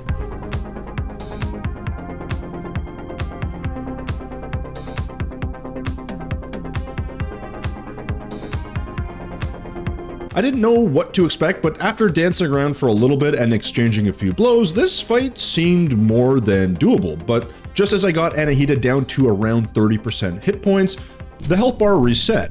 The screen began to shake, and I knew things were about to get a whole lot worse. You know that sneaking suspicion from before, that this was definitely not just one boss but two? That was correct. The Leviathan was now here, and I was about to face his wrath.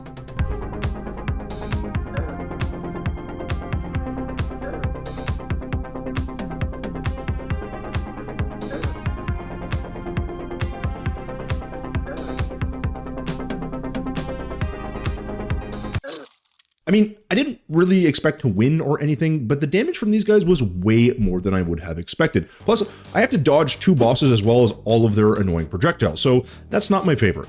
But I still feel this is doable, so let's give this another shot.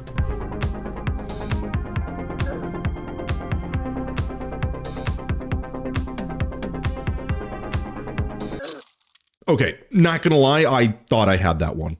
But not one to be easily discouraged, I immediately respawned, teleported back to the ocean, and yes, gave this another try.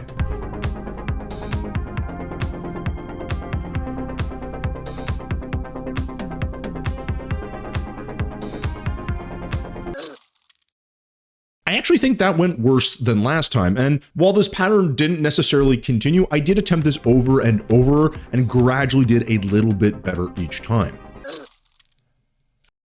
At this point, this was getting a bit ridiculous. This boss is beatable. I can beat it. I will beat it. So with a deep breath, a quick prayer, and an intimidating crack in my knuckles, I got right back in there to overcome this oversized obstacle.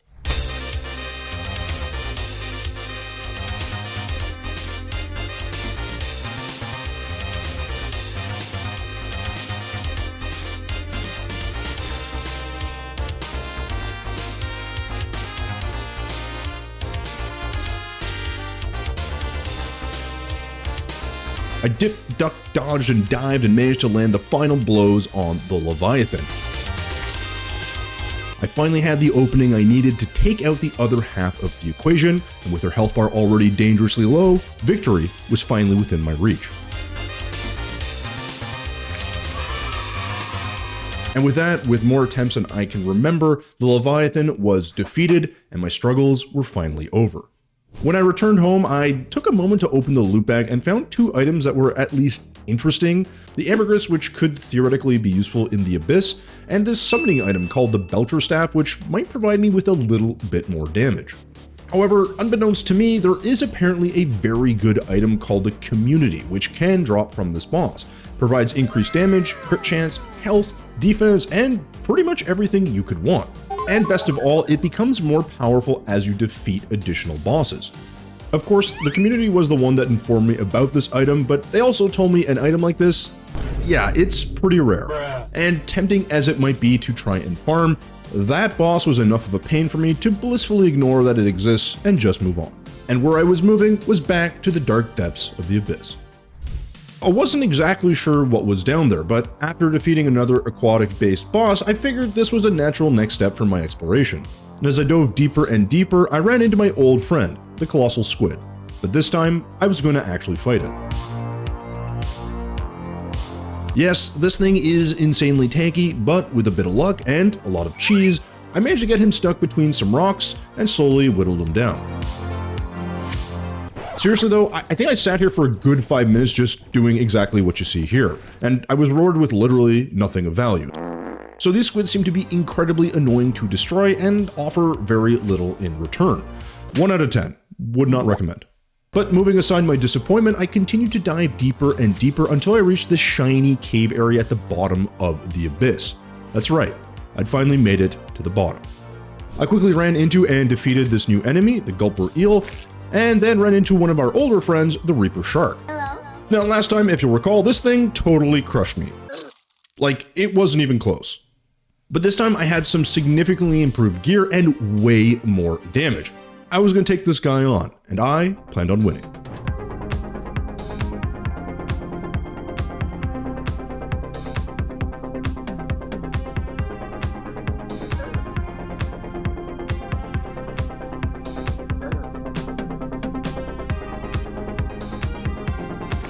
It was an insanely close fight. I had literally less than 1 heart left, but I pulled it off and quickly went to collect my loot, which was just so disappointing. Seriously, an extended, crazy close fight for 90 gold and some voidstone. Negative 100 out of 10. Do not recommend. And this is about the point where it dawned on me. I'm starting to think that these extremely tanky enemies in the Abyss, they're not worth fighting. But of course, while this thought dawned on me, I didn't actually change my actions, and I continued to go further down and fight more enemies until this crazy worm thing spawned. Now this thing is almost certainly a boss. It's fast, takes almost no damage, and probably only gets more challenging as the fight goes on, meaning it's probably got several phases, and there's no shot I'm dealing with this right now. But I wasn't going to be able to find out much either way. I'd spent a very long time in the Abyss, and my oxygen was running out. Not to mention I'd attracted attention from a number of other enemies, so it was time for me to get out of here. Now my inventory wasn't exactly jam-packed, but I did pick up a lot of used materials like luminol and some of these chests which had a bunch of potions and a few other things. But now that I was thinking about materials again, I was quickly reminded that I still need those freaking cores of havoc for my freaking hydrothermic armor set. And then the worst thing happened. I realized I already had everything I needed to make these things. Oh, brother, this guy stinks! Yep. All I had to do was take a closer look, and I would have realized that the hydrothermic armor was totally at my beck and call. If only I had taken a second to realize I had sufficient Skoria to make the cores and therefore the armor. Needless to say, this is embarrassing, even for me. But hey, we got some new armor. And what better way to celebrate this new armor than with a nice new shiny weapon? Like this Totality Breaker, which I was told I should make. Basically, it's just a high-powered Molotov cocktail. Yeah, I think these will work quite nicely. And as an added extra bonus, I also decided to make an additional weapon that I thought would be of use, this Epidemic Shredder. It's basically just a short-range boomerang that has a ton of projectiles and does some very solid damage. Of course, as usual, I needed to see just how well these things work. You know, for science. And today's test subject would be yet another new boss, Astrum Aureus.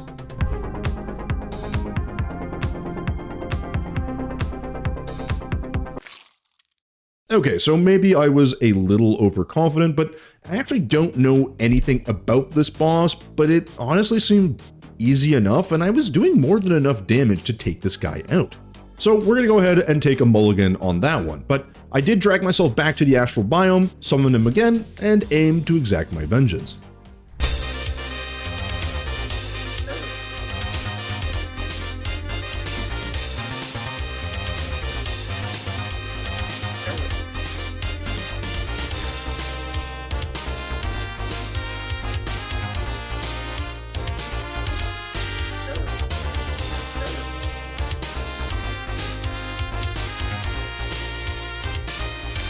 Yeah, that's what I thought.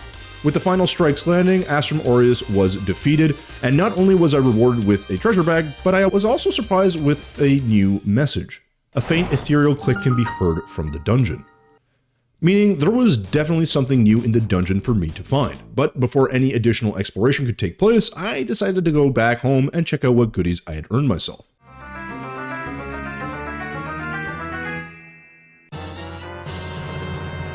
And honestly, this Oratical Throw seems like it's not too bad. A weapon that fits my class, splits into a variety of projectiles, and homes in on a target?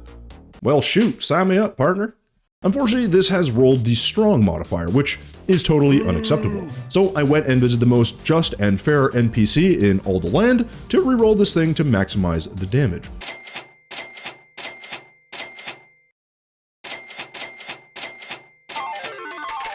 But after stealing most of my shekels, I finally got what I wanted and decided to put this item to the test and take on another familiar, albeit annoying boss. Fish was on the menu, and Duke Fishron was going down. All I had to do was head to the ocean, fish up the Duke, and get to work.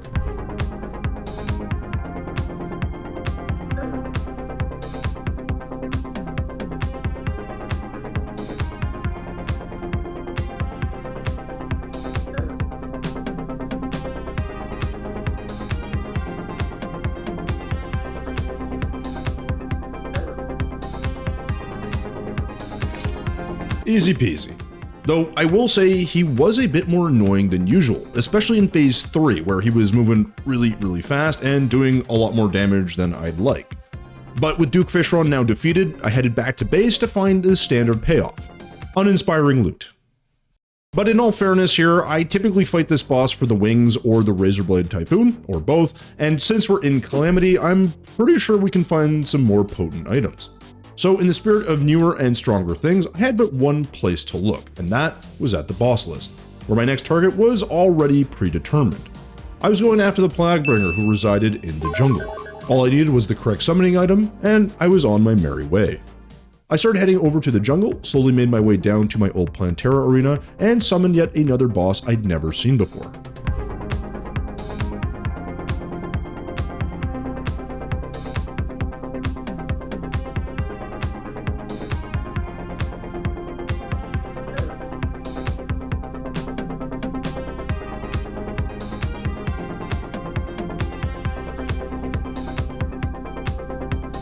And after an extended fight where I was dodging a lot of missiles and projectiles, I ended with relatively low health, but I did manage to give this armored fly the final swat required. And with that, my victory over yet another Calamity boss was secured. I then headed home one more time to check out what new loot would inevitably disappoint me. But I was only half right. While the loot was mediocre for a rogue, I did at least get these slightly improved wings, and Honestly, I'll never turn my nose up at being able to move around faster. But at this stage, I felt like the defeat of Leviathan, Astromeorius, Duke Fishron, and the Plaguebringer were big steps forward, and this was truly some important progress. Of course, along the way, there were a few small upgrades to my armor and some of my weapons as well. But somehow I felt this lingering disappointment at not finding something major, something really game-changing. And that's when I heard it, a faint clicking sound from the dungeon. I knew where I'd be heading next, but that would have to wait until the next time.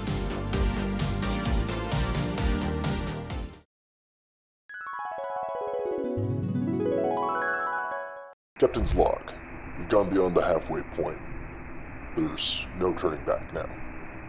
The days are hard, the nights cold.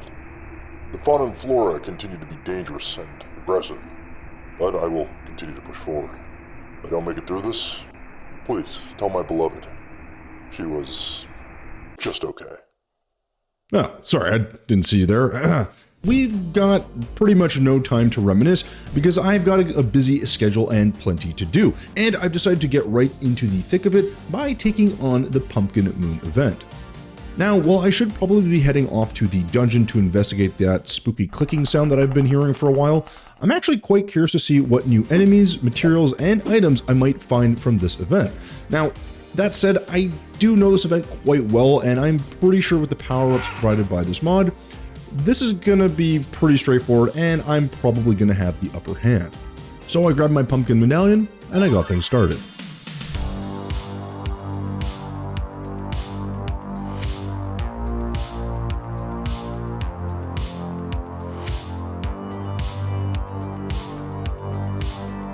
Now, as I continued to fight through this event and progress through each level, I was really keeping an eye out for new enemies, and honestly, I didn't really see any, and that was a little disappointing.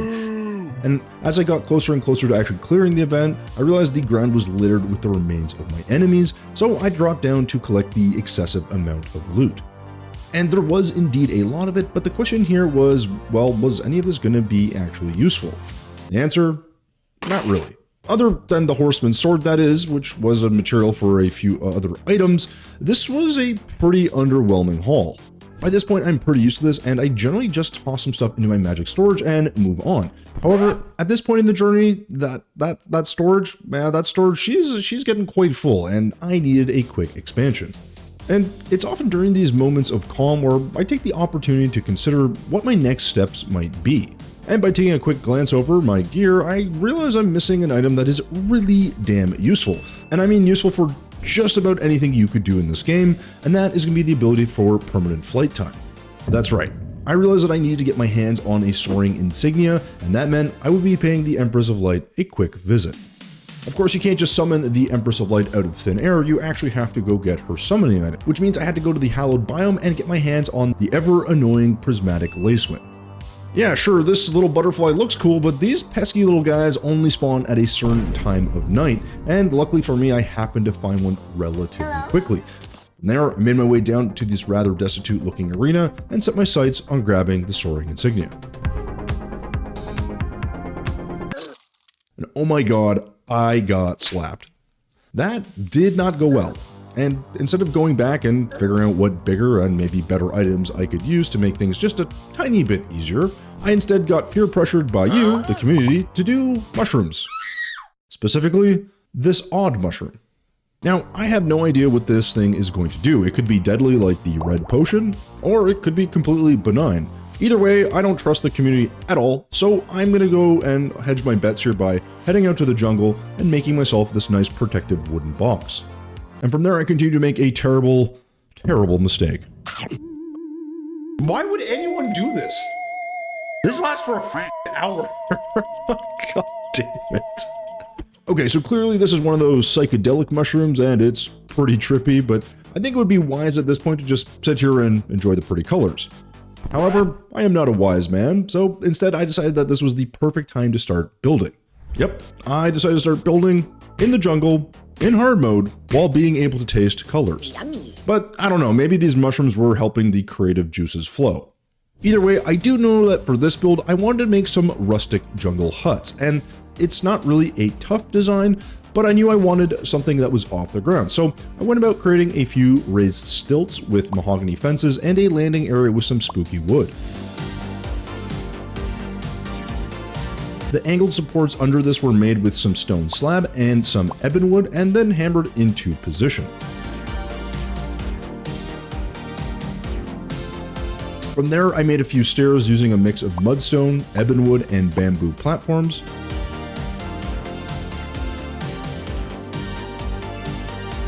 Before moving on to the roof, which had a slightly rounded shape, where I used some straw just to kind of give it a feel that it was going to, well, feel like it was rustic. Finally, I added some walls and a variety of paints as well as a few small details before expanding this whole area.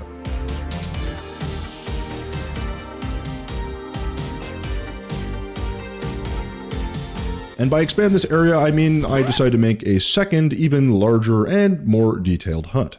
If you're wondering why, I don't have an answer, but I blame the mushrooms.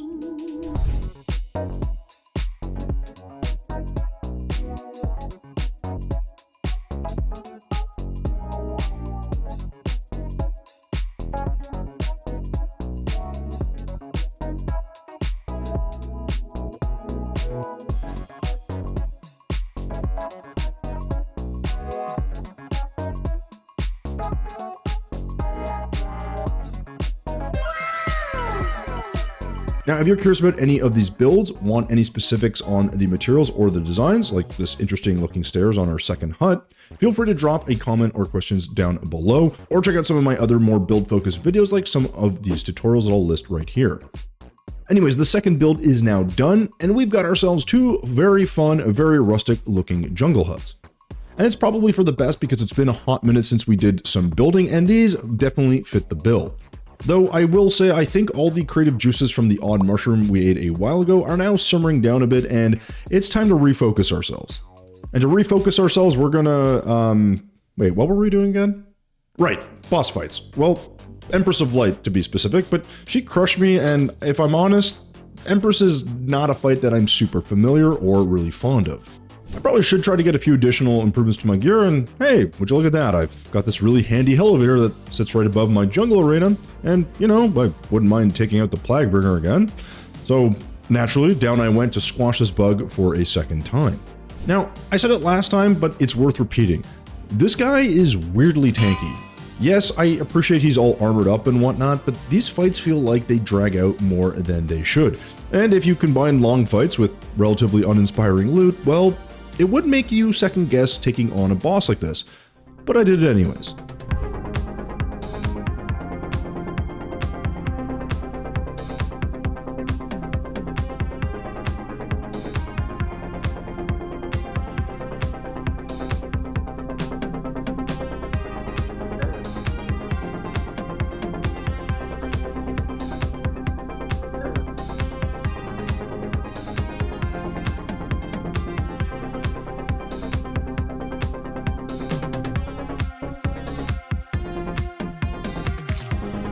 Now, this was definitely a long fight, but for once, my pessimism was pushed to the side, and this extra effort wasn't actually a total loss. As I opened the loot bag, I actually managed to pull out the syringe. Now, this weapon is pretty much exactly what you think it is. It's a needle syringe, but at least it has a class-specific nature to the rogue, which is what I'm currently playing as, and it actually has some rather interesting attributes. Just as I was reading over all the interesting effects and abilities, my head began to pound and my vision began to blur. Perhaps a side effect from the odd mushroom, I thought. Then suddenly, my vision narrowed, and everything went dark. And just before I lost my senses, I made out a faint but familiar sound. The dungeon was calling.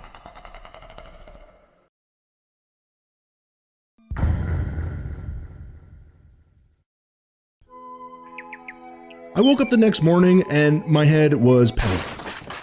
Clearly, that odd mushroom that I had eaten, that thing, while it had given me the creative juices I needed to do some building, had some pretty nasty side effects.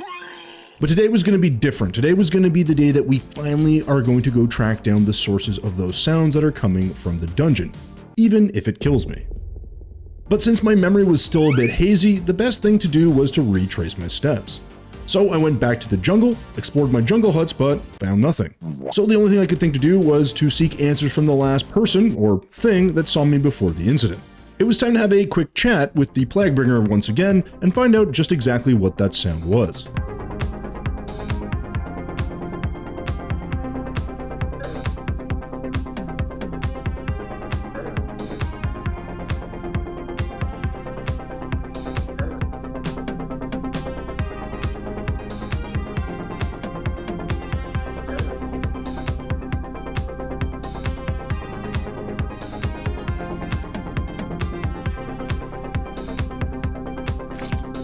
Now, he certainly seemed a little apprehensive to chat, so I figured I should ask him a little louder this time.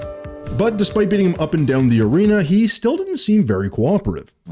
So I decided to ask him again, and again, and again, and again. And I asked him an innumerable amount of times until finally I realized I had undertaken a futile exercise. This guy, he clearly didn't have the answers I was looking for. That sound that was echoing from the dungeon would remain a mystery, at least for now. But while this thorough examination didn't provide me the answer that I was looking for, it did yield some other interesting results, specifically in the form of this new rogue weapon, the Malachite. It's a weapon that throws various projectiles, has very solid damage, and even a unique secondary ability. But perhaps most importantly, it has absolutely insane speed. And as you know, there's really only one thing to do when you find yourself a new and interesting weapon. So I headed off to a new testing ground where I would take on the old one's army and see what this thing could do.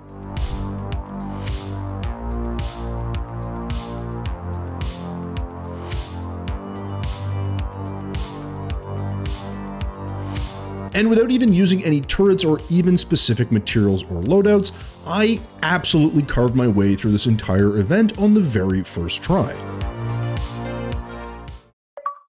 Needless to say, this Malachite thing, yeah, it's going to see a lot of action in the coming days. But for now, I've got two immediate next steps to contend with. First, I have to figure out what the next boss is that I'm going to have to take down. In this case, it was going to be a new boss that I had absolutely zero experience with, the Ravager. And all I really needed to do was to craft this death whistle so I could summon him when the time was right. The second thing to contend with on my list was to create some new potions.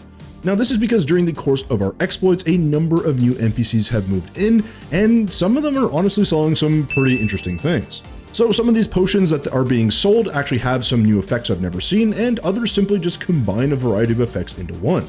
Either way, an absolute must in Calamity's death mode. So with my death whistle, my new potions, and my Malachite in hand, I headed off to my arena to take on the Ravager and see what I was made of.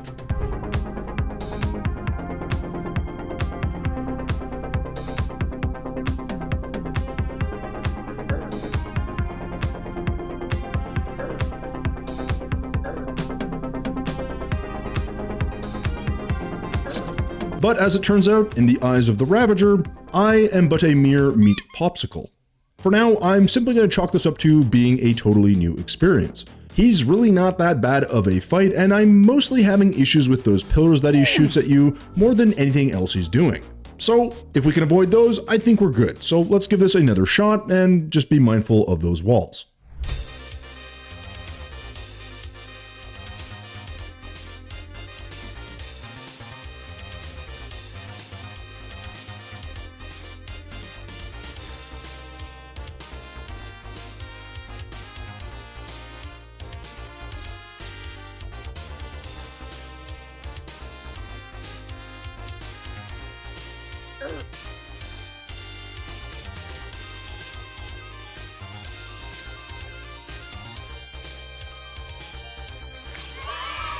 Yeah, that's a lot better. With the Ravager defeated, I barely had time to catch my breath and look through my very mediocre loot before a few of you fine folks in the community began informing me that, while I'm just wasting my time, all this boss fighting I've been doing up until now had effectively been pointless. Instead, I was informed that the real challenge starts after you take on the Lunatic Cultists. And as luck would have it, look at who's next on our list. Now, while the cultists may act as gatekeepers here, I was also a little bit curious to know, are these hooded individuals responsible for the clicking sound we've been hearing all this time? I wasn't really sure, but I was certainly going to find out. So I headed off to the dungeon to ask some serious questions.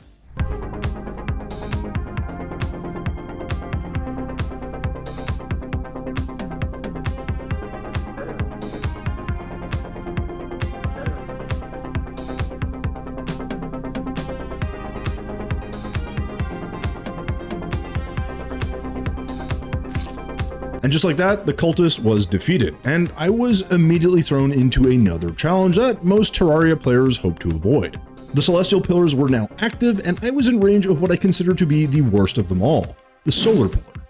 These guys are fast, hit really hard, and are pretty tanky, and while I fought off a few enemies, I quickly realized I need to make my way home before anything bad happened. Once home, I dropped in the Ancient Manipulator alongside my crafting stations and headed off to deal with my next objective. Dealing with what is arguably the easiest and probably the most useful of the pillars, the Stardust Pillar. Now, you may not agree, but in my opinion, the Stardust Pillar has a number of things going for it. First, the pillar really only has one annoying enemy, which is the Flow Invader.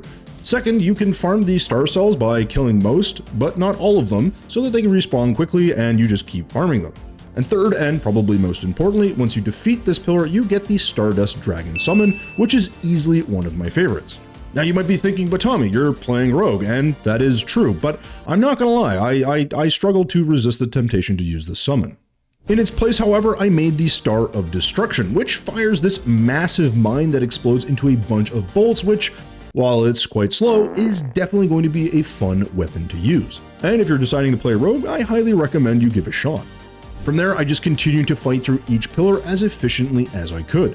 I took on the Nebula Pillar with the extremely annoying Nebula Floaters without too much trouble. And then I made my way to the Vortex Pillar and dealt a swift and merciful death to all the bugs it could throw at me. Then finally, I carefully carved up the Solar Pillar with almost no issues at all. And just like that, with the 4 Celestial Pillars defeated, there was only inevitability waiting for me. Moonlord was coming, and I was ready.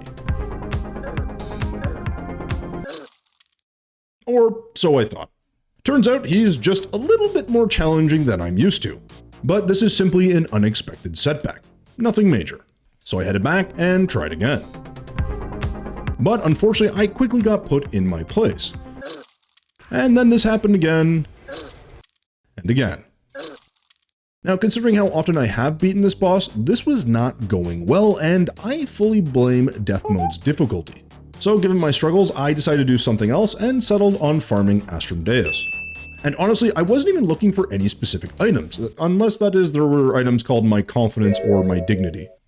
But just as I felt like I was going to hit a new low, sometimes the universe just has a way of working out, and I actually ended up finding something kind of useful. The Regulus Riot. Now, I wasn't really sure if this would make much of a difference, but along with a rotation of other solid rogue weapons, I was hoping this would give me the edge I needed to take on Moonlord. And honestly, there was really only one way to find out.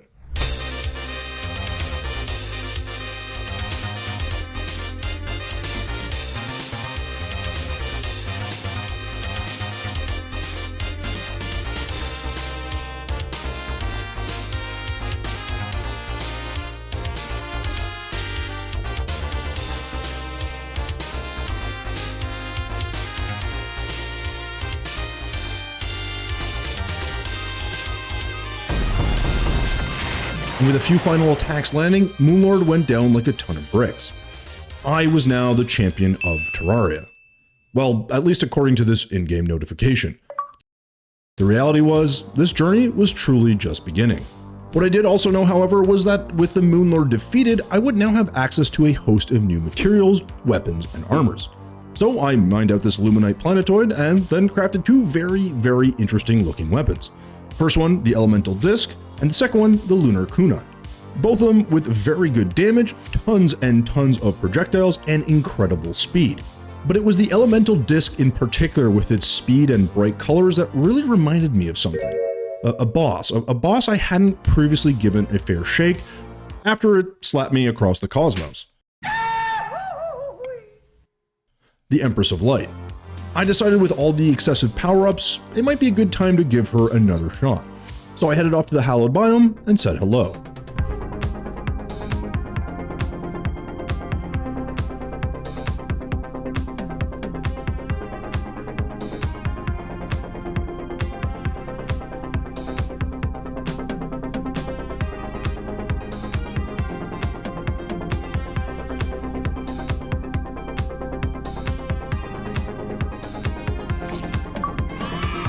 It wasn't even close. The power-ups from my journey were showing just how strong I had become, and I'm realizing at this point I needed to test this power against something a bit more difficult, something new.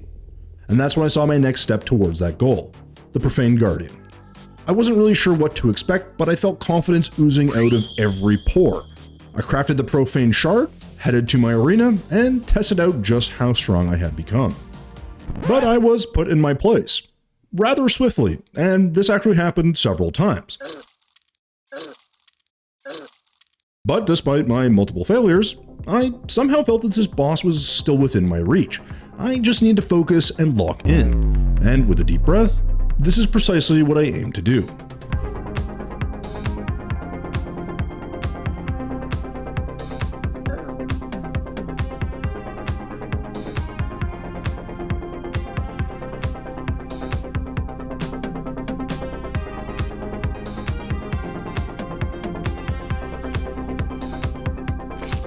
And with the final blows landing, my revenge was fulfilled. The Profane Guardian was no more. But just as I was about to celebrate, I heard it, louder than ever before. I made my way towards the dungeon, not really sure what I would find. When I arrived, I searched high and low, I fought off a variety of enemies, and really couldn't locate the source of the sound. It felt like nothing was really different. I explored every nook and cranny, and still nothing. And right as I was going to give up, I found my way to a narrow corridor in the bottom corner of the dungeon. This unassuming passage opened up into this arena with an ominous eye built into the background. I wasn't exactly sure what this was, but I was sure that this was the source of the sound, and I had a bad feeling that there was more here than met the eye.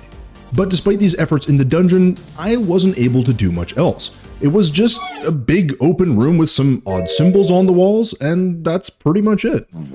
I ended up going home disappointed for sure, but there were some other areas I made some pretty good advancement in. Importantly, I defeated Moonlord and became the champion of Terraria, which in my opinion is a pretty big accomplishment for a guy that mostly just builds stuff.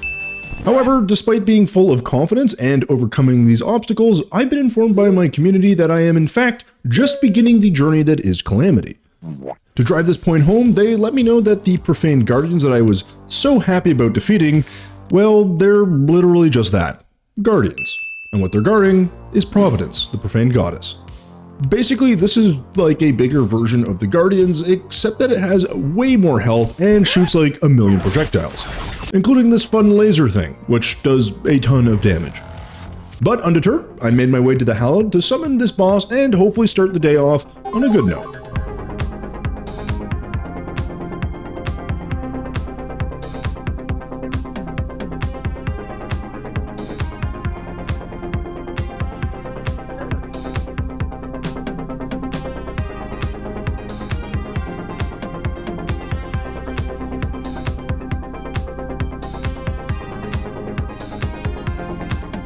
And then with a few last hits landing, I was shocked by what happened next. Providence was defeated on my very first try. What can I say? I guess I was feeling it. The pleasant surprises continued as I got a hold of these new and improved Supreme Healing Potions, which would definitely come in handy, as well as some actually interesting loot. Minus this Titan arm. That looks stupid. Now, this is where I need to stop you and inform you that apparently, this boss actually has different loot depending on where you summon it. Something I would have absolutely no idea about unless I read things, or in this case, if the community just stopped yelling to me about it. But in any case, if you want access to a different loot pool after defeating this boss in the Hallowed, then you'll have to summon him again, and you'll have to do so in the Underworld. And being the loot goblin that I am, that's exactly what I intended on doing. So I dropped down the elevator, found a nice clearing, and summoned Providence version 2.0. And very quickly, I got steamrolled. So I tried again, only to have that attempt end in failure as well. Luckily, now that I'm a battle-hardened warrior, I was able to quickly identify my problem. The space was too cramped, and I needed a bigger arena to fight in. And luckily, I had just the solution for this. A quick trip to Tommy's Bomb Emporium to pick up a few City Busters. And yes, that's busters, plural. We're going big.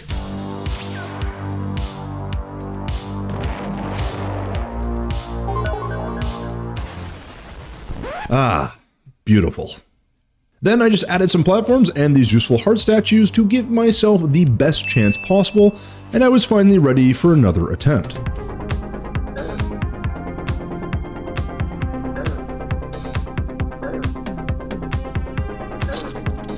Okay, so that actually might have gone worse than with the small arena, but I got hit by this small projectile for almost 400 damage. This damage was bordering on the absurd, but this wasn't going to dissuade me. I just had to give this everything I had.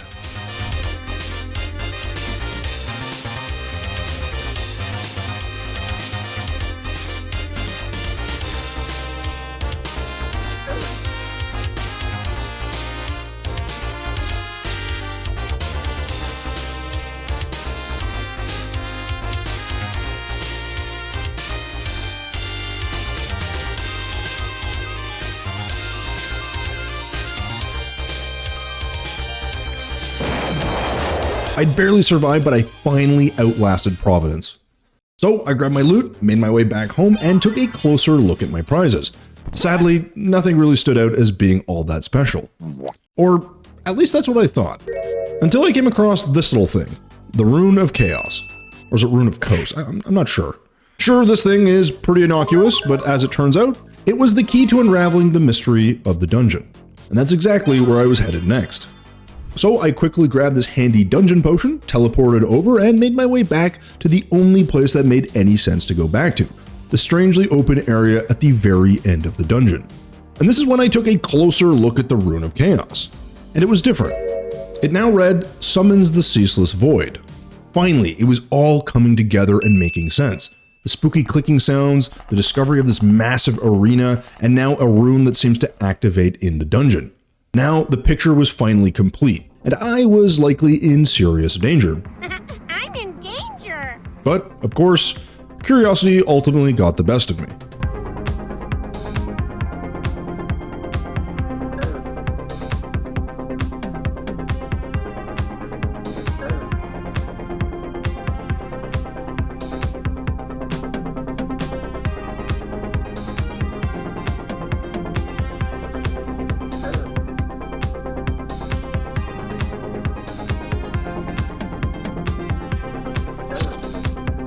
Clearly, the Ceaseless Void was no joke. But the slight positive here was that I had finally identified what I needed to overcome to clear the dungeon once and for all. Oh, and once I respawned at home after my death, to add insult to injury, a blood moon spawned. So that was nice.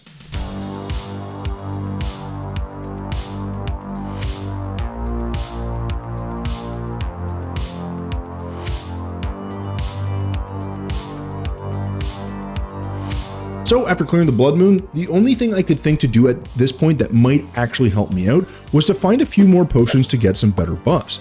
So I tried out this Tesla potion and these universal combination potions, and then naturally made my way back to the dungeon to exact my revenge. Except I kind of got distracted and decided to take on some of the enemies in the dungeon, and once again my inability to focus created problems. But not in the way that you might think. It turns out if you defeat enough phantom spirits, 30 to be exact, then you'll spawn this guy, Poltergeist. And before we fight this guy, we're gonna have to pause right here, because if you're like me, you're also confused. Who is this guy? Is this the source of the sounds coming from the dungeon? What about the Ceaseless Void, and are they connected, and what is happening right now? I don't know, I'm confused, but anyways, these questions would need to be sorted out later, because Poltergeist was here, and he looked pissed.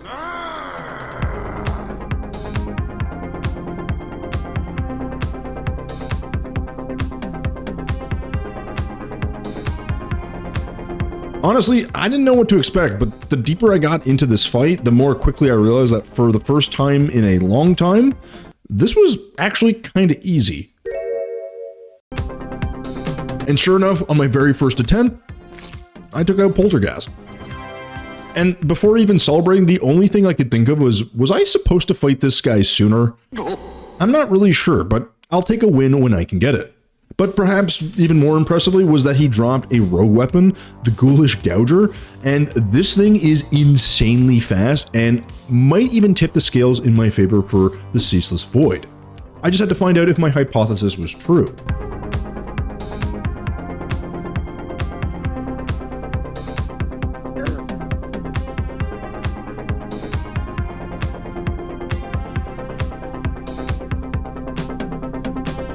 This fight with the Ceaseless Void is way harder than Poltergeist, and the deeper into the fight you get, the more of a bullet hell it turns into. But I was holding my own and slowly chipping away at his health. That is until the very last moment where this happened. The Void had consumed me, but I was close, so tantalizingly close. I just had to avoid a few more projectiles, do a bit more damage, and generally just get good. No pressure. So I respawned, headed back to the dungeon, and tried my luck one more time.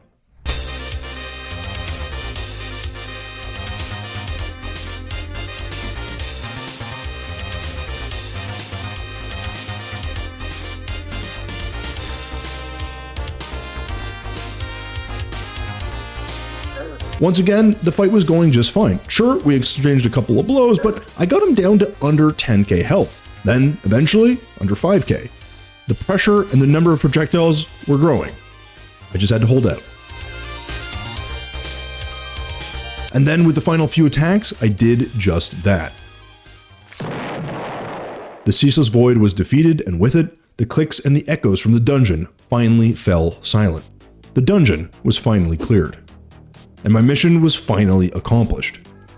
Battered and bruised, I headed home for a well-deserved rest. Tomorrow would bring more challenges, and I had to be in peak condition.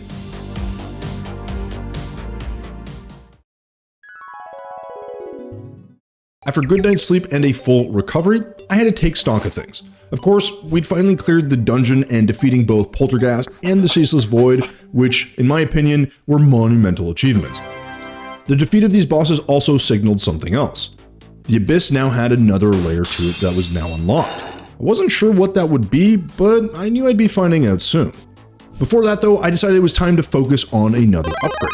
We did of course find the Ghoulish Gouger for a weapon, so I figured it was time to focus on some new armor. And this Blood Flare armor should do the trick nicely, especially with its defense boost, increased stealth, and a fun little ability for weakened enemies to drop hearts when struck. So, free healing. I don't think you can ever go wrong with any form of lifesteal. So with all my gear in order, I headed straight for the Abyss to see what had changed. I assumed that there might be some new enemies or a new biome or I don't know, just something. But much to my chagrin, as I dove deeper into the Abyss, it was all the same. Or so I thought. While the enemies weren't any different, nor was the biome, the exception to things remaining pretty much the status quo was that the enemies at the bottom were now actually dropping items. Meaning that the Reaper Sharks and the Colossus Squids that were giving me such a headache before were now actually potentially worth defeating. But things are never that easy here, and as I dove deeper into the Abyss, the Edelin Worm spawned. Unfortunately for him, other than being quite tanky, it didn't really pose much of a threat. So I'm pretty happy to report back that I'd say I'm getting kinda strong at this point. Unless you talk to this Reaper Shark who apparently still thought otherwise. Anyways, after I respawned, I decided to head back, except now we had this Acid Rain. And apparently that allows this mini-boss, the Nuclear Terror, to spawn.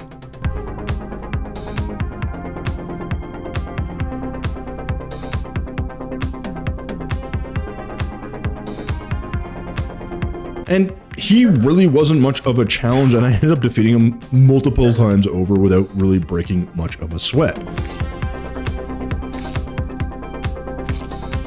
So once again, just as my confidence was growing, this game decided to throw me yet another curveball.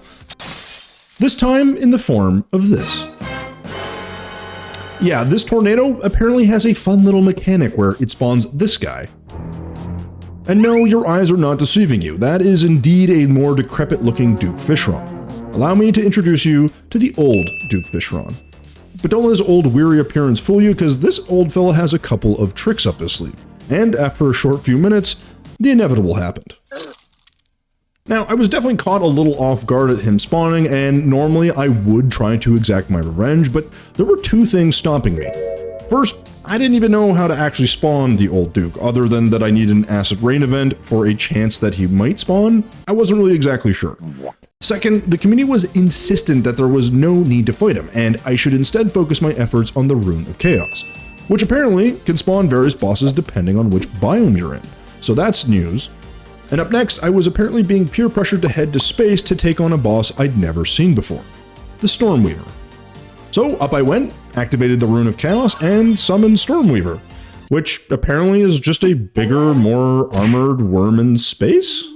I mean, he's not even that fast. But you know what? I think it's best not to get too overconfident. This is just phase 1 after all. He might have a few tricks up his sleeve like old Duke.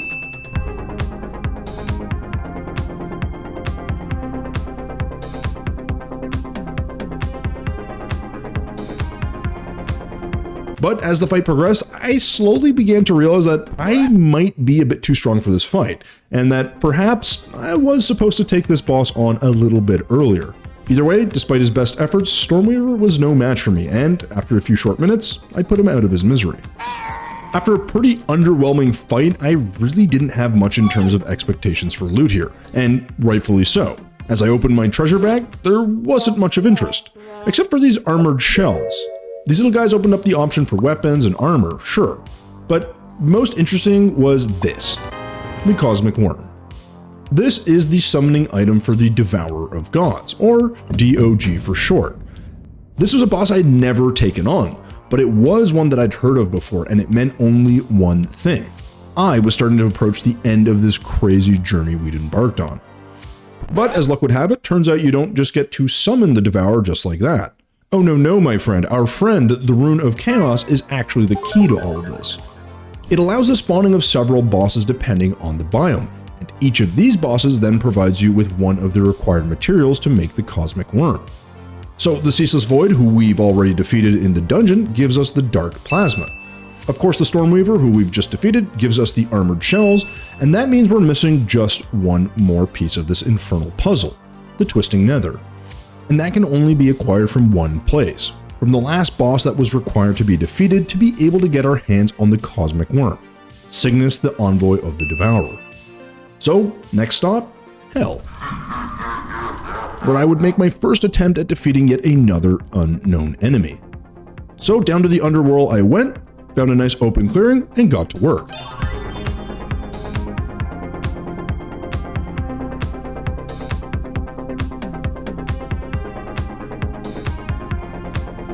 And honestly, I didn't really know what to expect here, but as the fight carried on, I got that same feeling I had with Stormweaver. This was kinda easy. And sure enough, without taking much damage at all, the final blows landed and Signus was one and done.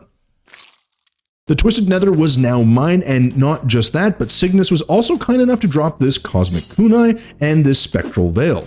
Two rogue items that actually had some real potential to end up in my rotation of items. But I couldn't spend all day looking at these items and all the cool stuff they did. More pressing matters awaited. I made the Cosmic Worm and looked forward to my next challenger. Surely this would be a little bit more of a worthwhile fight. So I headed up to my arena, said one little prayer, and decided to test my mettle.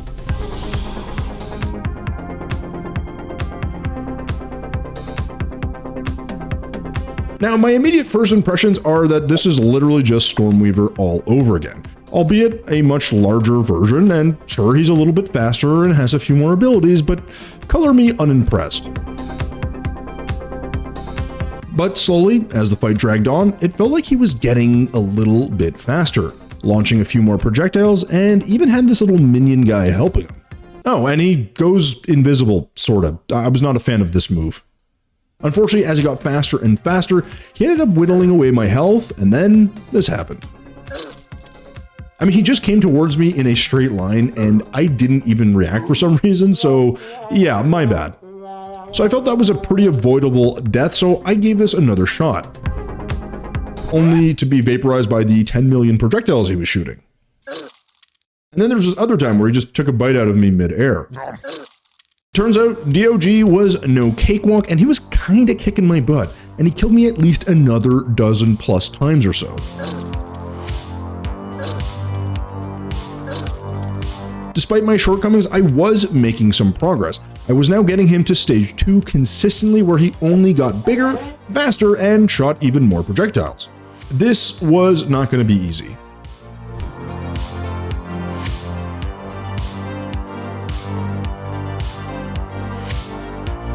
After a long time, I couldn't even count how many times I died. Progress seemed to creep forward slowly until eventually I was finding my way to phase 3 semi-consistently. But this bullet hell was also causing me headaches. And at this point, progress had all but halted. Sure, I was getting deeper into phase 3, but I kept making little mistakes that were costing me. Simply moving too early or too late was proving deadly, and phase 3 was also proving to be a near insurmountable obstacle. It's not to say I was ready to give up, but I was running out of steam and I wasn't seeing a lot of options. But maybe as the saying goes, the 83rd time is the charm. So I decided to summon him again and hope to see some progress.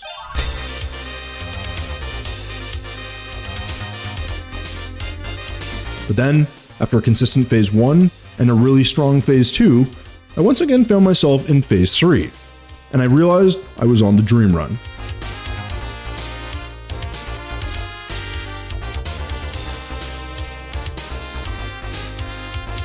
And deep into phase 3, I managed to avoid multiple sets of projectiles, keep some consistent damage, and avoid the Devourer's last-ditch charge. And finally, the Devourer slowly began to fall apart, and victory was mine at last. In his defeat, DOG was kind enough to drop these Cosmolite bars, which I turned into this new shiny Cosmic Anvil, which I'm pretty sure will come in handy. But for now, after overcoming what was undoubtedly the toughest challenge I'd faced so far, there was only one thing left to do: celebrate.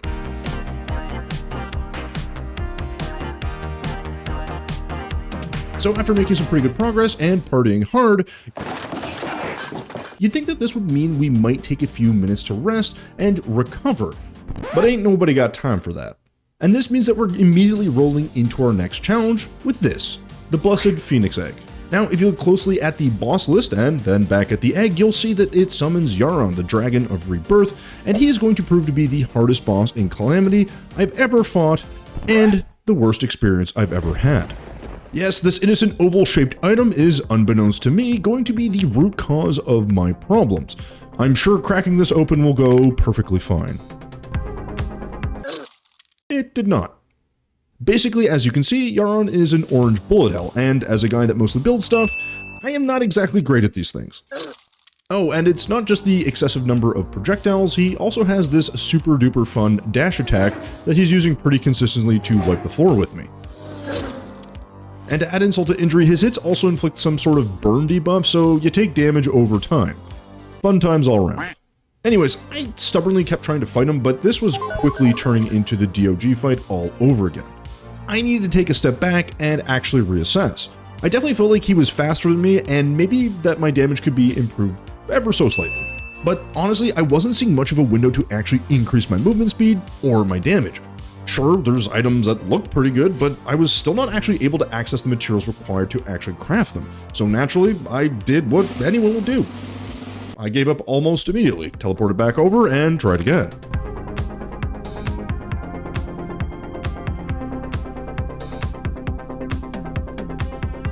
This fight was actually going pretty well, and I even managed to pull off some nice dodges during the fight that made me feel like I knew what I was doing. Of course, these very same dodge mechanics got me into trouble about 2 minutes later when this happened.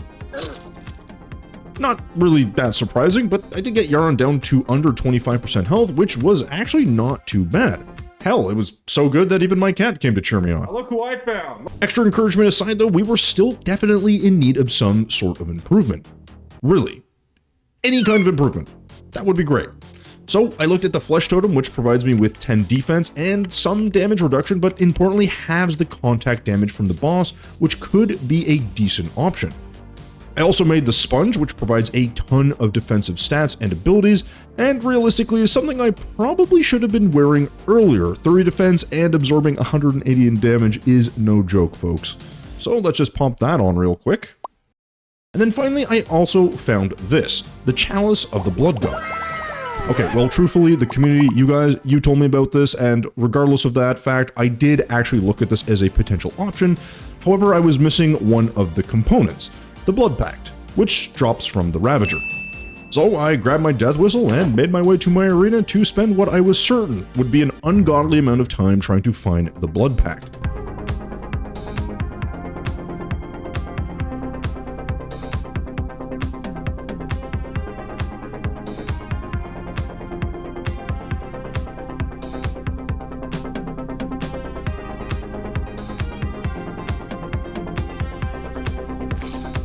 Now, at this stage in the game, unsurprisingly, this wasn't much of a fight, as I've made it far beyond the meager powers of this once formidable boss. However, what was surprising was that just after one singular fight, the Blood Pact was in my possession. Nice. Also, he had this cool geode thing that gave me a bunch of free materials, which is a nice little bonus. So with the Blood Pact in hand, I went ahead and made my chalice, and then got distracted by what is the most satisfying feeling one can experience in Terraria. And then I got back to the task at hand, refocused myself, and swapped out some of my old items for some of these newer ones. And from there was really, again, only one thing to do. Head back to our arena and take on Yharon once again. Except I burned to death and didn't get him under 50%. Needless to say, I immediately tried again, and while the fight started okay, I made a few key mistakes, like dodging directly into one of his attacks, and then quickly found myself with the same results as before. I was dead, and Yharon remained above 50% health. Not exactly the results I was hoping for, but maybe if I just... Nope. Or what if I just... Also no. Right. Clearly, I'm gonna need some help here. When you're feeling hard stuck like I am, there's really only one place to go. So I once again turned to the community to find the answer, and it didn't take long until someone pointed me towards a particularly interesting option. A new weapon known as the Eclipse's Fall. Now, unlike our current weapon, the Executioner's Blade, Eclipse's Fall doesn't have homing projectiles. The jump in damage, however, is going to be substantial, assuming we can actually land any hits. So fundamentally, we are going to be trading accuracy for damage. So armed with this newer and pointier weapon, I found myself in front of Yharon once again. The fight started pretty much like all the others. Pretty well. Now, while I was missing a ton of shots, the shots that were landing were doing significant amounts of damage. Soon his health was below 80%, then under 70, and just a few minutes later, he was under 50%. The fight was on. I was getting better with his attack patterns and landing my shots. This was it. This was the run we were looking for. We were in the zone, and Yharon's defeat was all but guaranteed. But then, with just 3% of his health left, I did this. Yep, that's right. When it really mattered and all I had to do was to be clutch, I stupidly sat in the path of this projectile and took not one, but 2 hits, and died in what felt like the most avoidable way possible. And it's not to say that this type of death kept happening, but it definitely kinda kept happening. I would start off strong, timing my dodges and avoiding unnecessary damage, and maintain a strong health pool. But then as I whittled him down and Yharon approached 30% health and entered a new phase, I would slowly take a hit or two, then a few more, and then a few more. And he'd just keep chipping away at my health until, inevitably, I'd die. And this pattern repeated itself a lot. It wasn't just getting bad, it was getting miserable. After so many defeats in such similar ways, I knew something had to change. But it couldn't just be something small, it had to be something drastic. Something so big it would shake the earth and the heavens alike. And then, I found it. This was the holy item of which legends had foretold. Okay, but seriously, the humble asphalt platform was all I could think of that might give me the edge. The asphalt would vastly improve my movement speed, one of the main problems I was having, and might generally just help me avoid some of the damage. I've said it before. A lot of times, simply improving or expanding your arena can make a painful boss fight just a little bit easier. So I got to completely overhauling my arena, one single piece at a time.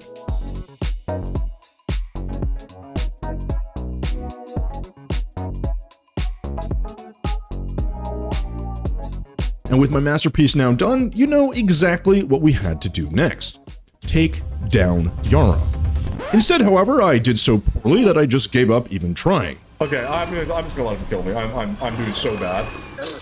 Yeah, the attempt was literally so bad that I basically just AFK'd and took the loss. Now you might be thinking, the arena was clearly a failure, but believe it or not, this was not the arena's fault. It was just one of those attempts where we played like total crap. So I collected myself and tried again, and very quickly we were looking a lot better. Granted, I took a few unnecessary hits, but I got my composure back, dodged a good number of projectiles, and was doing pretty good damage.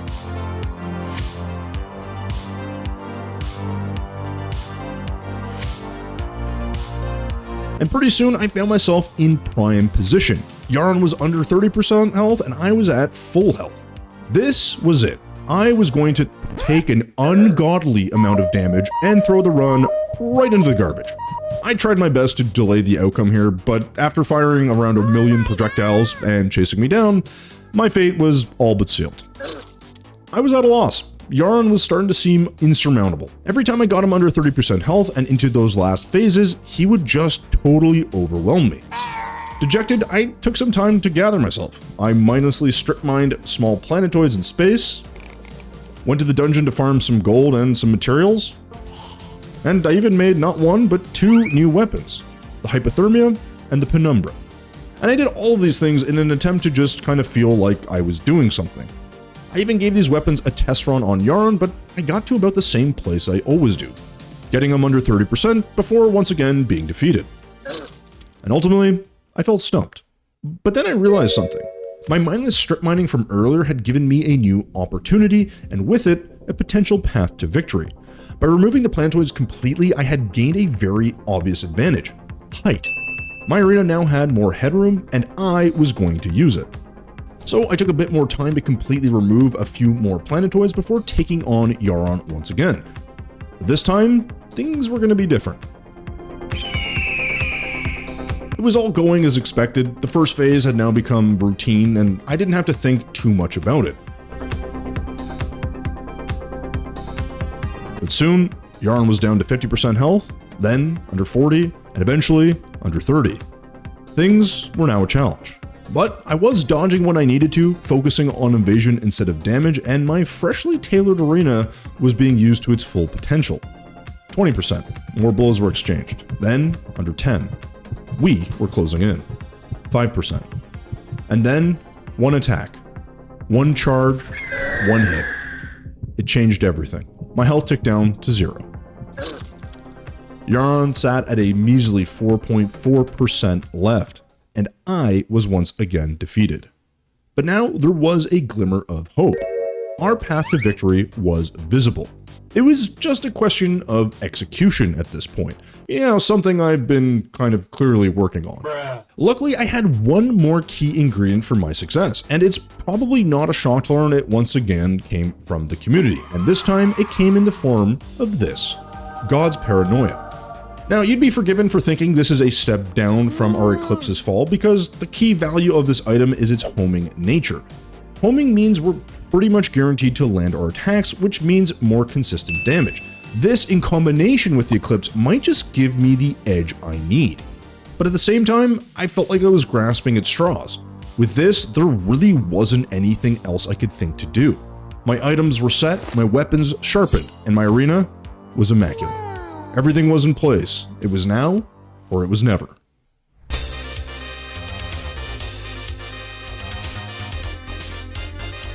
The first phase was a total cakewalk, which after so many attempts on Yharon was pretty much no surprise. It didn't take long to get him down to 50% health, and then a few seconds later, 40%, and finally, 30%.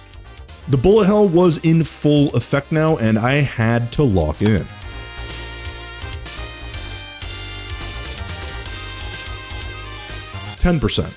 We're now on the final stretch. I managed to avoid a few of his charges and used the extra height in my arena to avoid a ton of potential damage. 6%.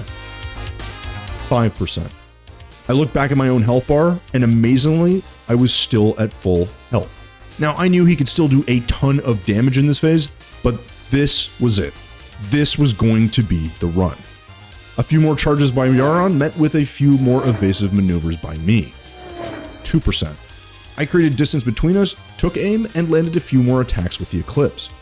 I waited for him to teleport and charge at me again, but there was nothing, except this final blast of projectiles, and with it, his end. The nightmare was over, and Yharon was finally defeated. Now, I was totally elated, obviously. But I did make my way back home to take a closer look at whatever loot might have made its way into my possession. These wings were definitely of interest, and the chicken cannon was just kind of funny. But the main prize here were Yharon's soul fragments. They were crucial for my next step in the journey, unlocking auric bars, and undoubtedly another powerful set of armor to propel me forward in this journey.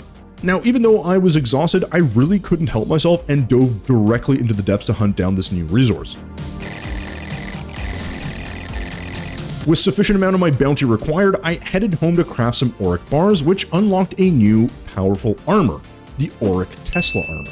This set not only put me up to 260 defense, but had some insane bonuses for Rogue, which I knew would absolutely come in handy. Oh, and speaking of hands, I also found something new for my hands to do, holding this new top-end Rogue weapon, the Seraphim. And just look at this thing. It's absolutely crazy, and if you don't believe me, I even decided to do a quick little test run on it on the Devourer of Gods. You know, just for funsies. And in just a couple of minutes, I made total mincemeat out of him. That's just how far we'd come in a short amount of time. But all these attempts, all the failures, all the struggle, well, they'd finally taken their toll. It was a huge accomplishment to finally take down Yharon, who's been clearly the hardest boss in Calamity so far, and easily the worst experience I've had in Calamity so far as well. And even more exciting was the prospect of using our newfound powers to take out whatever enemies stood in our way. So today I'm taking a break from all of these bosses to take on a new challenge in Calamity. One I can probably actually do that won't put me through the ringer. That's right, I, the Terraria Builder, will be taking on a Calamity building challenge. A self-imposed one, but a challenge nonetheless. And the challenge I've set for myself is as follows. I've got to build a futuristic, functional home that incorporates not only materials that are specific to Calamity, but importantly is built in a biome that is specific to Calamity as well. Now that seems very straightforward, but I've only actually given myself 3 hours to actually build this thing. So it's going to be quite interesting in terms of a build challenge. Now before I start this 3-hour timer, I need to quickly sort out a couple of things. First and most important, which biome am I actually going to choose? Now I'm not super familiar with all the biomes, but this is going to be crucial as the biome will heavily influence what kind of build I actually make. Now right off the bat, the first biome that actually comes to mind is the Sunken Seas. It's a relatively peaceful biome where the giant clam gave me some problems, admittedly, but perhaps, you know, something like a futuristic submarine or a spaceship type design would work here, I don't know. But the biome just doesn't quite feel right for Calamity. It feels maybe a little too peaceful. Conversely, the Brimstone Crag, which is another option, is pretty good, but I just really don't like the color scheme here. And I had a very similar feeling for the Astral Infection biome as well, though admittedly, again, a futuristic build here would have definitely worked really, really well. Another option was the Abyss. The issue here is that it is essentially pitch black, and building while submerged here would have slowed me down and chewed up a lot of extra time. So it's not the most practical, though I will say that I think a deep water research lab, possibly even an abandoned or destroyed one, would be a peak build down here. So that pretty much leaves me with one option, the Sulphurous Seas. It meets all the criteria, it's easy to get to, and has a very unique color palette. So it ticks all the boxes and is pretty much going to be my biome of choice for this challenge. So with the biome selected, I now needed to sort out some materials. And I don't really know what I'm going to actually build, but I do know it's got to be futuristic and incorporate not just vanilla materials that I'm, more comfortable with, but Calamity materials as well. So I decided to grab some rusted pipes and laboratory pipes, as well as some copper plating, which is one of my favorites, as well as this Havoc plate. I then grabbed some stone slabs and a plethora of other materials. And then I made my way over to the Sulphurous Seas, and the timer was now on. And immediately I ran into a slight problem. I hadn't even removed my existing arena, so I wasn't starting with a blank canvas. I had to waste a few minutes taking this apart before putting in some of this laboratory pipe plating and stone slab walls down for the actual foundation of my build. Again, I don't really know what I'm going to make, but I was naturally thinking some kind of boat or floating cyberpunk thingy. I know that's not the most descriptive, but I figured the only thing I could do was to just simply get started. So I went ahead and added some copper plating, some rusted pipes, and other details here and there to create the beginnings of what would be my floating masterpiece. Hopefully. Either way, the reality is I don't have time to focus on the detail work here. We can always come back to this, so I'm going to try and sort out the top half of this by framing things out. Now, this is a recommendation I make all the time when building, but basically what I'm doing here is I'm making this platform using some stone slab and some mahogany fences and a few other blocks here and there. And at this point, I want this to have a somewhat unique shape, so I decided to put some more pipe blocks diagonally a short distance and then put our next level using some stone slabs as well. And it doesn't look like much right now, but as I go around repeating this on the level above, this thing starts to kind of take shape. Again, I don't want this to look like one big box, which is kind of what's happening, so to break this up even more, I just added this offset piece, and this simple step up gives me a great idea. I know exactly what this is going to be, something I've made in other builds before that will be pretty much perfect for this design, and that's going to be a large smokestack.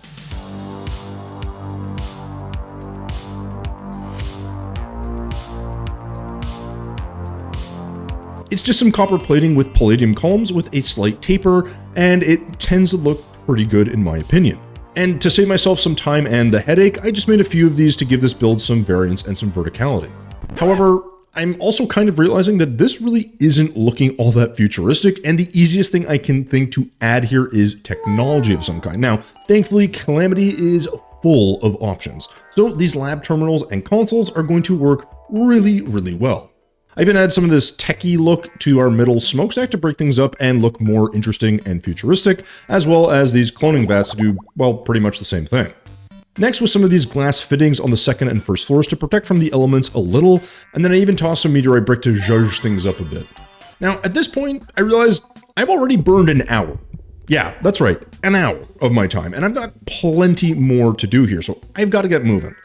I decided that one of the things that might help me here is that I probably should land on a color scheme, and basically landed on a sort of cyber goth punk vibe. So I'm using this all-in-one painting tool to paint these smokestacks black, and we'll use green or lime paint on some of the work like the vats and luminite walls to look like wiring and just give this that sort of black and green vibe I'm going for. And I gotta say, with the paint, this is starting to look pretty good. I just had to figure out these rooms and ended up landing on the Havoc plate walls and some copper plating, and then painting the rest of the build black and green, of course, before realizing that these little support pillows here on the right side, they're not really working for me. They need to feel more futuristic. So I actually ended up replacing them with wolfram plating, made some changes to the stairs, and then filled in the first floor room with more copper plating. The floors were redone with some lab plating walls, and then I added some windows to get some more light in this actual design.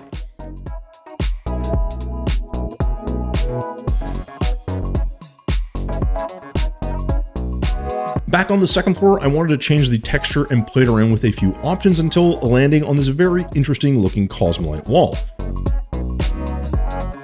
which when painted looks pretty neat.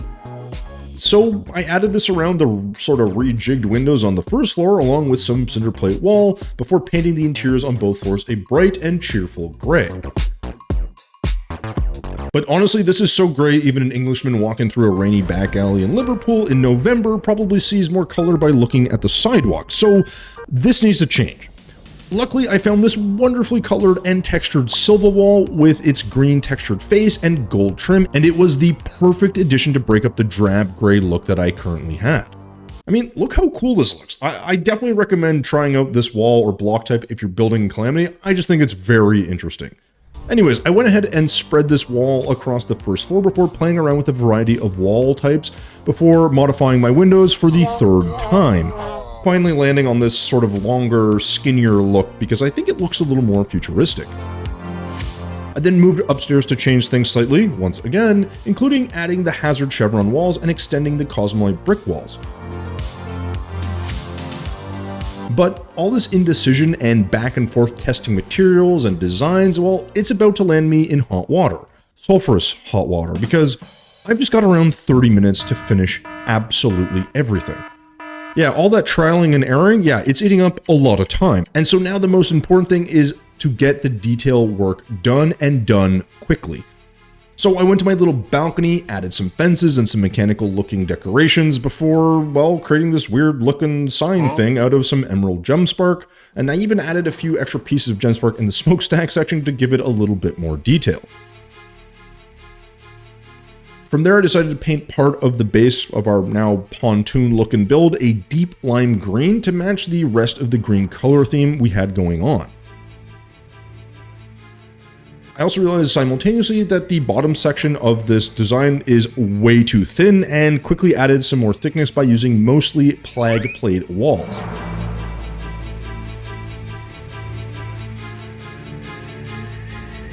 And with time running out, I began to furiously start throwing down any details that I thought could fill in the space. Fences, crates, these cool looking wolfram chairs, some basics like books, bottles and coral, a painting, even some item frames and these cool little monolith lanterns. And yeah, I was pretty much at my limit. Luckily, the final details were pretty much all in place and I was pretty happy with the final result.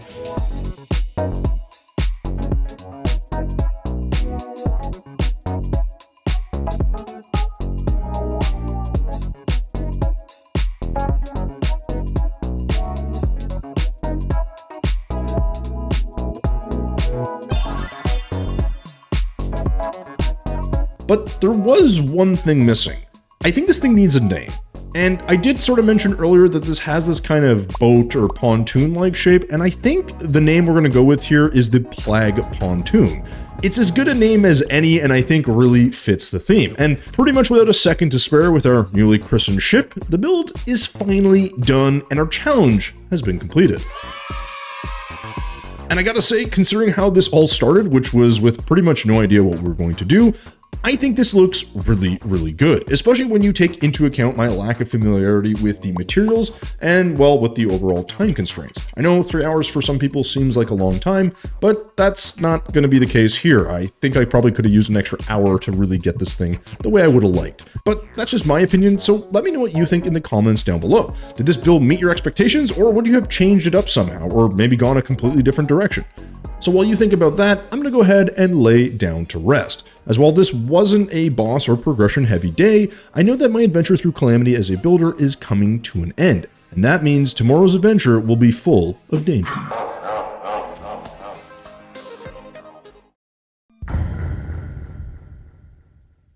Well, I'm feeling recharged. And listen, we're going to need all this vigor because we're in the home stretch. The last boss we defeated was Yharon, and there's little to say here other than this was a miserable fight. But we eventually cracked the code and took him down. Unfortunately, even though this was quite challenging, well, there remain two bosses to contend with, the Exomechs and the Supreme Witch Calamitas.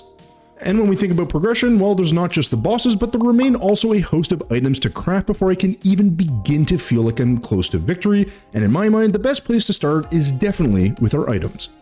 And what items, you might ask? Well, that's a great question, and honestly, I'm not exactly sure which items, but I know one thing for sure.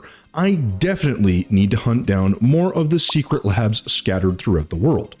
Sure, they might help me with a few small upgrades, but at the very least, they provided me with some of the schematics that I'm pretty sure I needed to progress through the game. And it didn't actually take me very long because I did actually find this lab near my elevator. But of course, this is the wrong type. The ones I'm looking for are far, far bigger. So I kept exploring and exploring, wandering around until I dug through the ice biome for a little while before stumbling across what I was looking for. This pristine, untouched lab.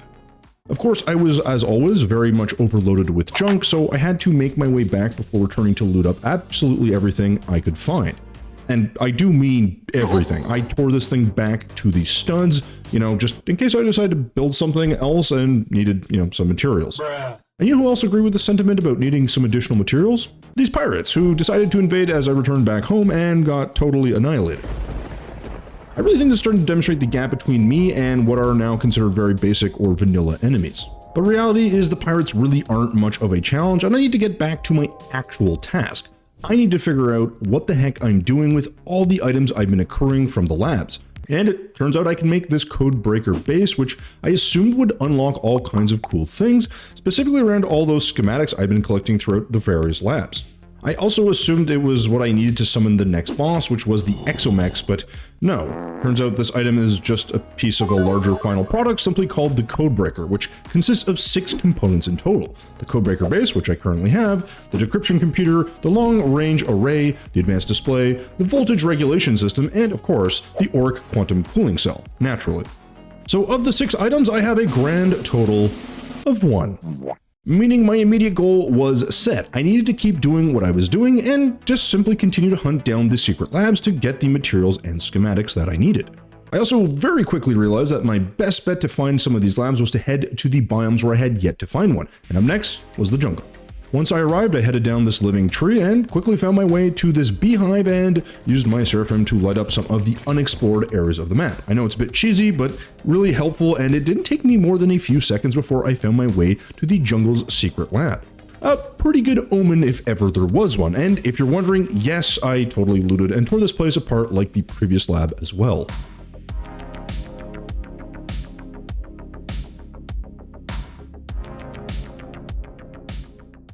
With that done, I returned home and figured I should probably sort out this Codebreaker thing, so I placed down the foundation I'd made previously, and then made my second part, the decryption computer, which apparently lets me decrypt some of the planetoid schematics as well as craft some new things as well. So all good things, but alas, a computer of this quality, well, it requires power to actually run.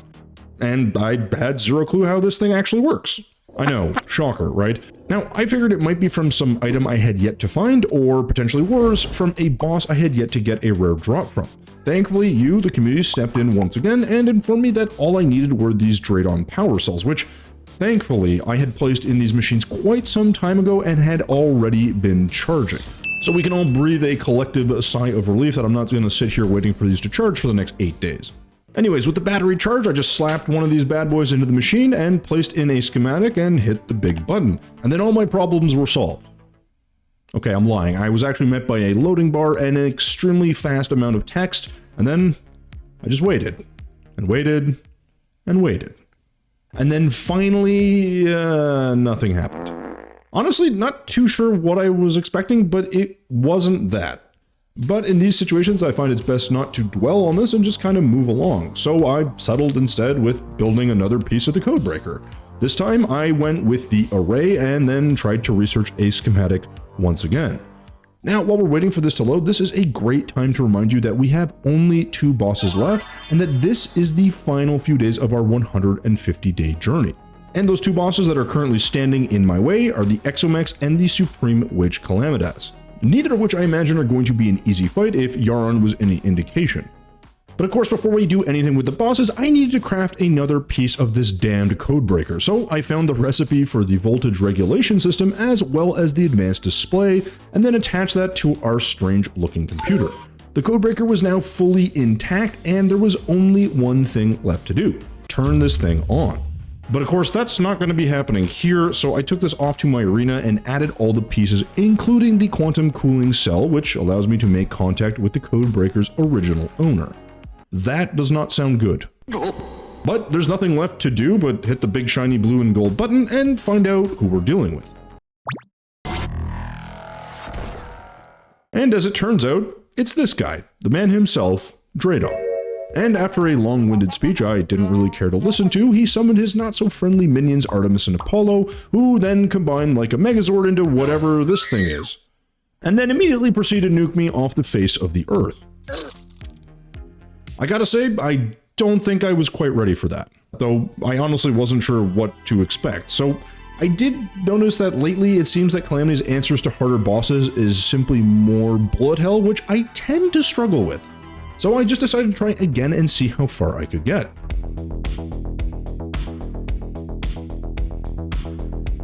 Which, as it turns out, is not very far. Clearly, I've got to make some changes around here, and as usual, I can't help but let the builder out of me, so I decided that I needed to build a better arena, and that simply means using asphalt platforms to extend my arena and give me an incredible boost in my movement speed, which, as you know, usually helps you stay alive. So undoubtedly the speed boost and larger arena will be the key to my victory, but it wasn't. In fact, I don't think I could even tell if it made a difference at all. So logic would dictate if it's not the arena, maybe it's my items that need changing, and not a skill issue, of course. But as I reviewed my items, I didn't see all that much that was worth changing out, or at least nothing that I thought would drastically change the tides here. But maybe I'm just simply overthinking this, and it's just a case of practice makes perfect.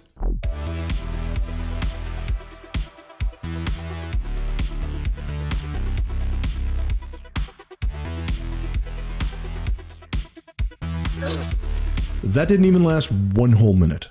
So I kept trying, and I kept failing. But slowly, I started to get the pattern and timing down.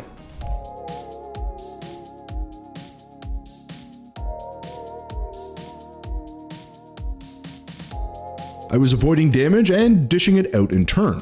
Progress was being made, but it was slow and it was deadly.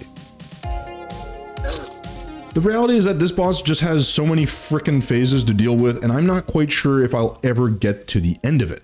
Still, we were starting to get closer and closer, and the confidence levels were on the rise, all good things. Granted, those feelings were tempered rather quickly as I got slapped by the Exomechs about a half a dozen more times. But eventually, everything started to line up. The eyeballs, Artemis and Apollo were dispatched swiftly, and I still had a solid health bar. Ares and all of his weapons were landing a bit of damage, but I was mostly mitigating the damage where I could by avoiding the lasers and a variety of other projectiles. This part was probably the most grueling, but I kept chipping away. He was down to 50% hit points, soon at 25. Things were looking great. Until he did this laser wheel attack thingy and confined my movements to a tiny area, and then began to pepper me with a bunch of hits. My health began to drop, and I had nowhere to run. It was looking grim. But then, hope. Beam stopped and I regained my balance. I had this single opportunity to take out Ares and I wasn't going to miss it. It was going to be close. 5%. I had him on the ropes and a laser was quickly approaching. I landed a few more shots just as he prepared another laser wheel, and he was gone. Now I just had the worm and the eyes to deal with. But with a health bar that was filling up and a bit better pattern recognition, I just had to outlast my enemy.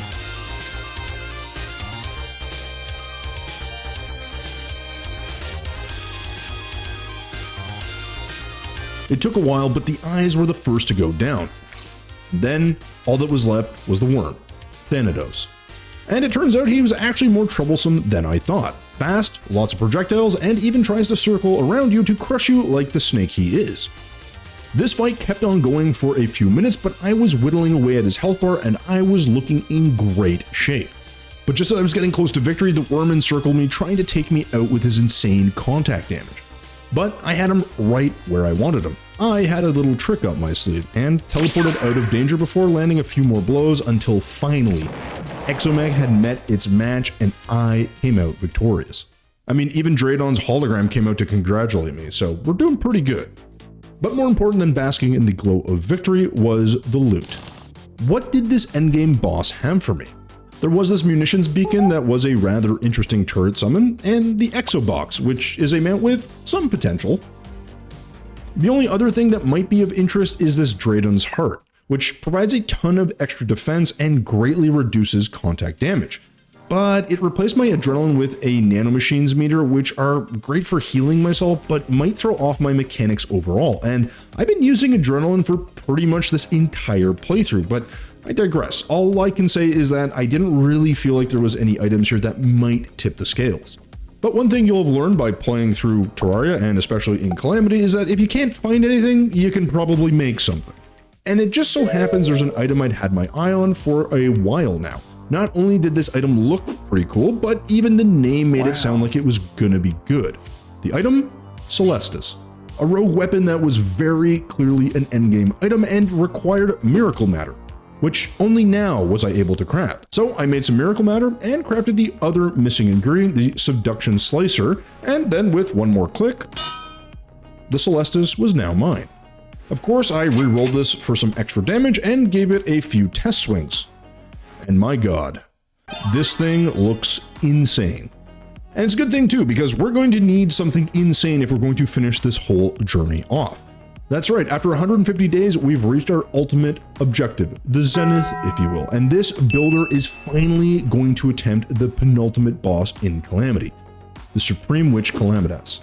Of course, to do this, I needed the requisite summoning item, this Altar of the Accursed. So I built that and then headed off to my trusty arena to get my teeth kicked in.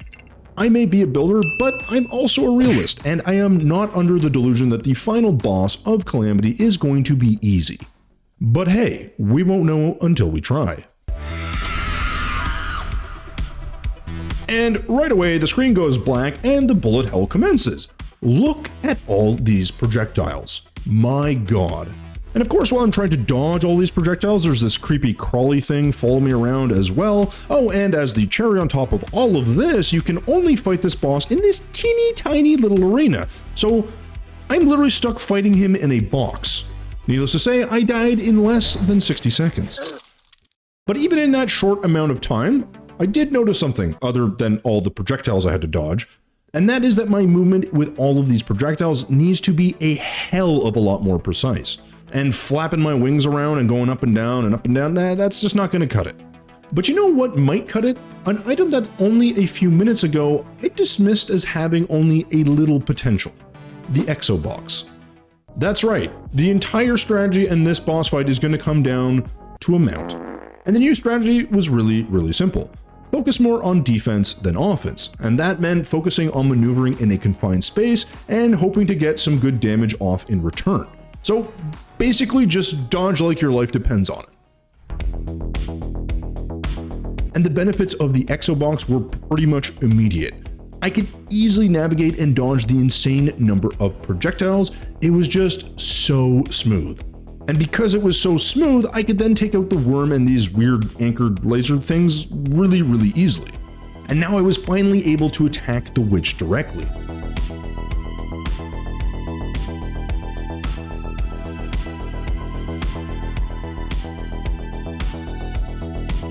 I got some heavy damage in before switching my focus back to dodging, while simultaneously getting a few extra hits in, and look at that, before you know it, he's down to 75% HP.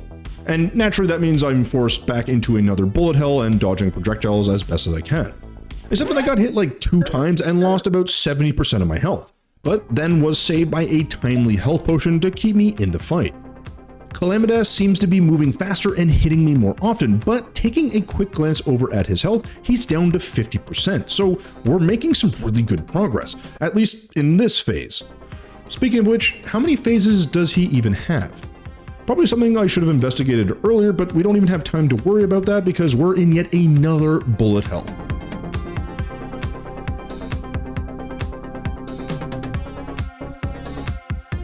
And I'm not sure if this one had less projectiles or they were just moving slower, or maybe I was just getting used to the whole thing, but this one felt really easy and I didn't even take a single hit.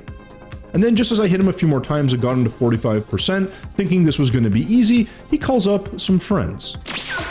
Cataclysm and Catastrophe. And wouldn't you know it, they also toss more projectiles at me. What fun. Now, unsurprisingly, I took quite a few hits here and things were getting a bit hairy, but eventually I managed to take both out, and with just 3 hearts left intact, there was not a second of respite because Calamitas got right up in my face with more attacks and projectiles for me to dodge. But eventually I whittled him down to 30% and he brought out this surprise attack. No, I'm just kidding, he did his regular bullet hell once again. But he did add these big planet things, which I had to dodge, so I guess that's something. And I'm pretty sure these will one-shot me if I touch them, but I'm not willing to find out. Oh, and funnily enough, it turns out that these planets seem to be permanent, so now I have to dodge these while avoiding Calamitas and all of his other attacks as well. Luckily for me, they're slow as compared to my hypersonic gaming chair, so I was able to dodge and land some significant damage. Eventually, I got Calamitas down to 20% health, and then down to 10. At which point, I focused solely on dodging even more projectiles. But honestly, I thought I was doing a pretty good job, though I was worried I was only going to encounter more and faster projectiles in the next phase. But I can't worry about the next phase because in the more immediate term, I have to deal with the worm and these anchored lasers once again.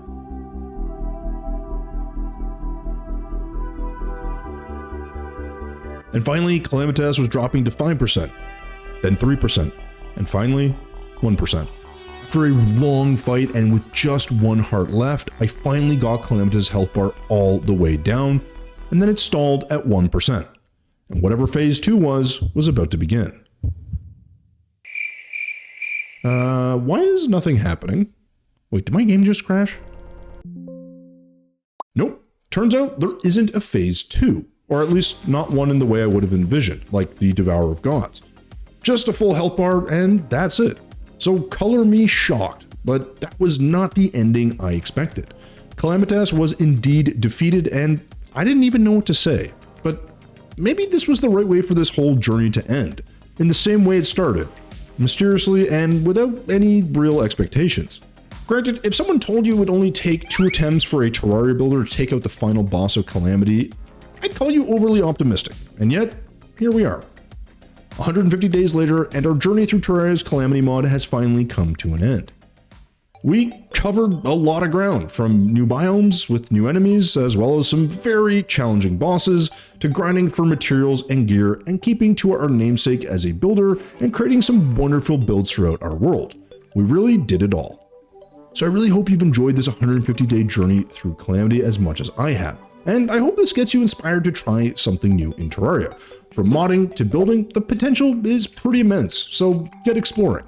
And with that said, thanks so much for joining me on this exploration and this journey, and as always, thumbs if you liked it, subs if you loved it. We will see you in the next one.